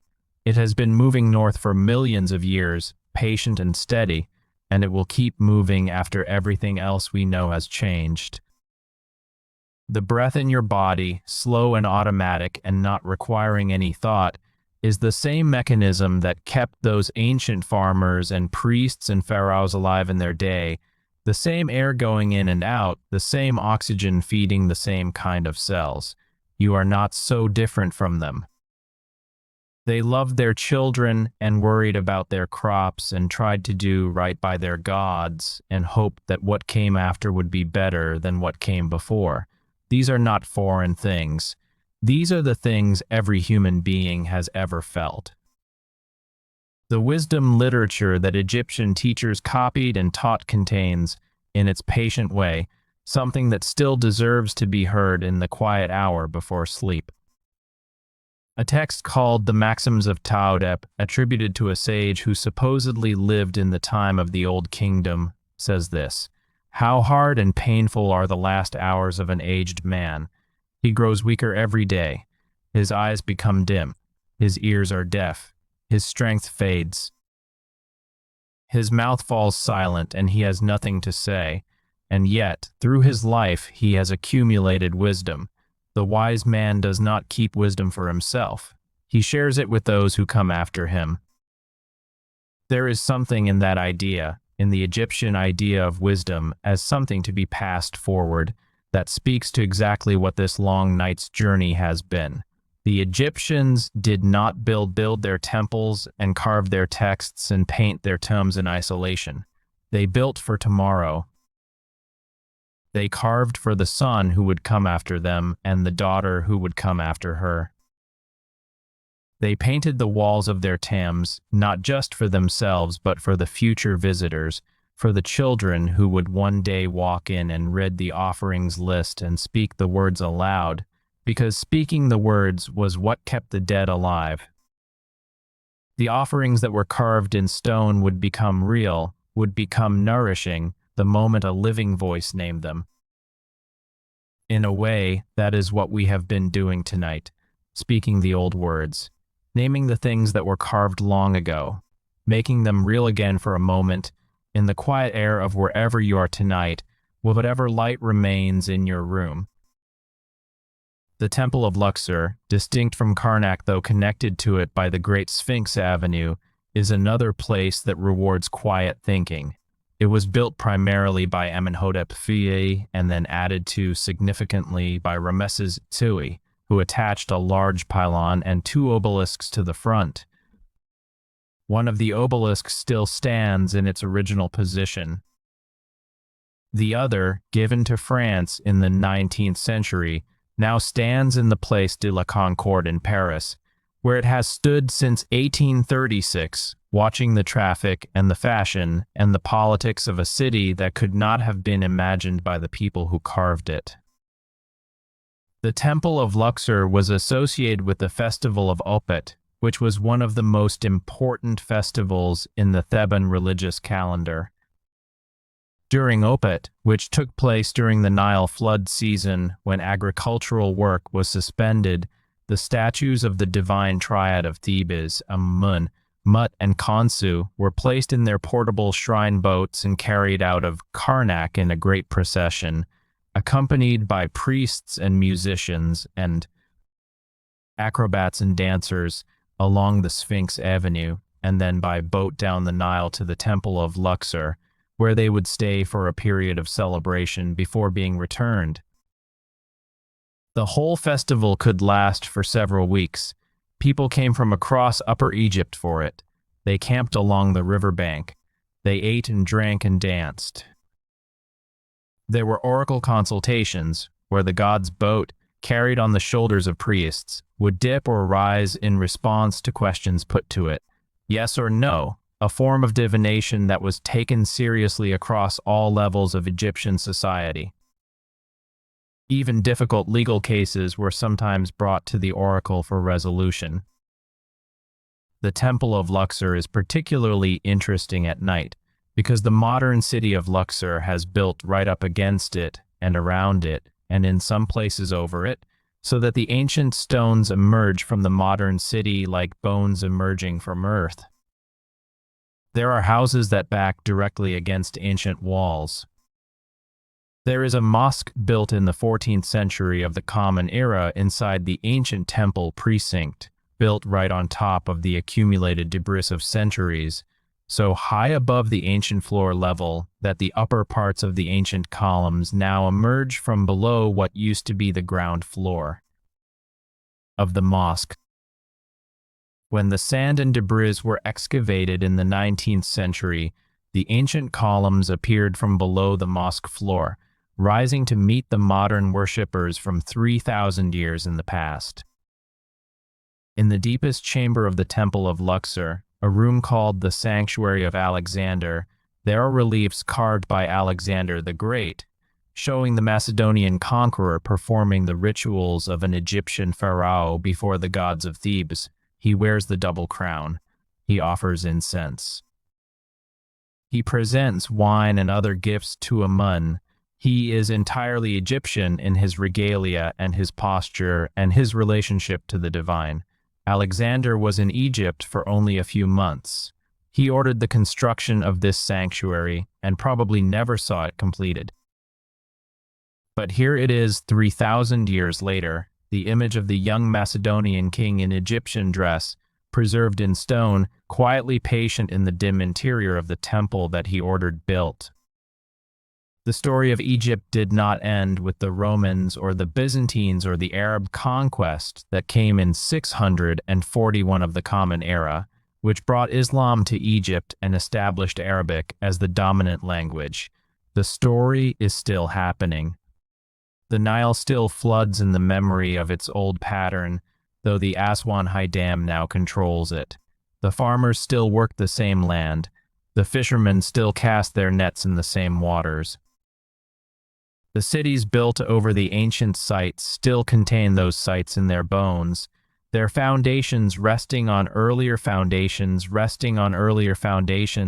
going all the way down to the first mud brick villages of the pre-dynastic period. And in the museums of Cairo and Luxor and all around the world, the objects of ancient Egypt wait in their glass cases with that same ancient patience. A wooden headdress carved with a figure of the god Bez, the dwarf lion deity who protected households and sleeping people and women in childbirth. A small fan's hippopotamus painted with water plants, a charm against the danger of crocodiles and the unpredictability of the river. A Senet board, the ancient Egyptian game of strategy that may be the ancestor of all board games, played on a grid of 30 squares, probably with some element of chance involving thrown sticks or knucklebones. Children played Senet. Adults played Senet. The dead were buried with Senet sets so they could play in the afterlife. A game board found in the tomb of a woman named Senet, meaning game, whose parents apparently named her after their favorite activity. A painter's palette with small cakes of color still in the wells, ochre and red and blue-green and white and black, still brilliant after 3,000 years, waiting for a brush that will never come. A child's leather sandal, so small you could hold it in one hand, found in a tomb, because children in Egypt were buried with the things they used in life, including shoes small enough to fit a foot not yet 4 years old. A love letter written on a piece of pottery, an ostracon, which was what Egyptians used when they needed to write something quickly and did not have papyrus to hand. The letter is from a man to a woman whose name we do not know. He misses her. He wants to see her again. The specific words he wrote have been read by scholars, but I will not repeat them here, because they deserve to be heard in their own language, which was his language and not mine. But the feeling in them is clear across every barrier of time and tongue. The ostraka, these pottery sherds and limestone chips used for casual writing, are one of the richest sources we have for everyday Egyptian life, because they record the things that were too ordinary, too personal, too immediate for formal documentation. Shopping lists, notes between friends, complaints addressed to officials, receipts for goods, a record of a dream, a grocery list that includes bread, vegetables, oil, natron for cleaning. Another list that ends with a note about feeding the cat because yes, ancient Egyptians had pet cats, kept them in their houses, depicted them warmly in their art, mourned them when they died, and occasionally mummified them for burial in cat cemeteries at Bubastis and other sites. The cat was associated with the goddess Bastet, the gentle cat-headed goddess of the home and of joy, and cats were sacred in a general way that meant harming one, even accidentally, was considered a very serious matter. Herodotus, that observant Greek traveler who visited Egypt around 450 years before the Common Era and left us one of our most detailed ancient accounts of what he saw there, recorded that when a house cat died, all the members of the household shaved their eyebrows in mourning. When a dog died, they shaved their whole bodies and their heads.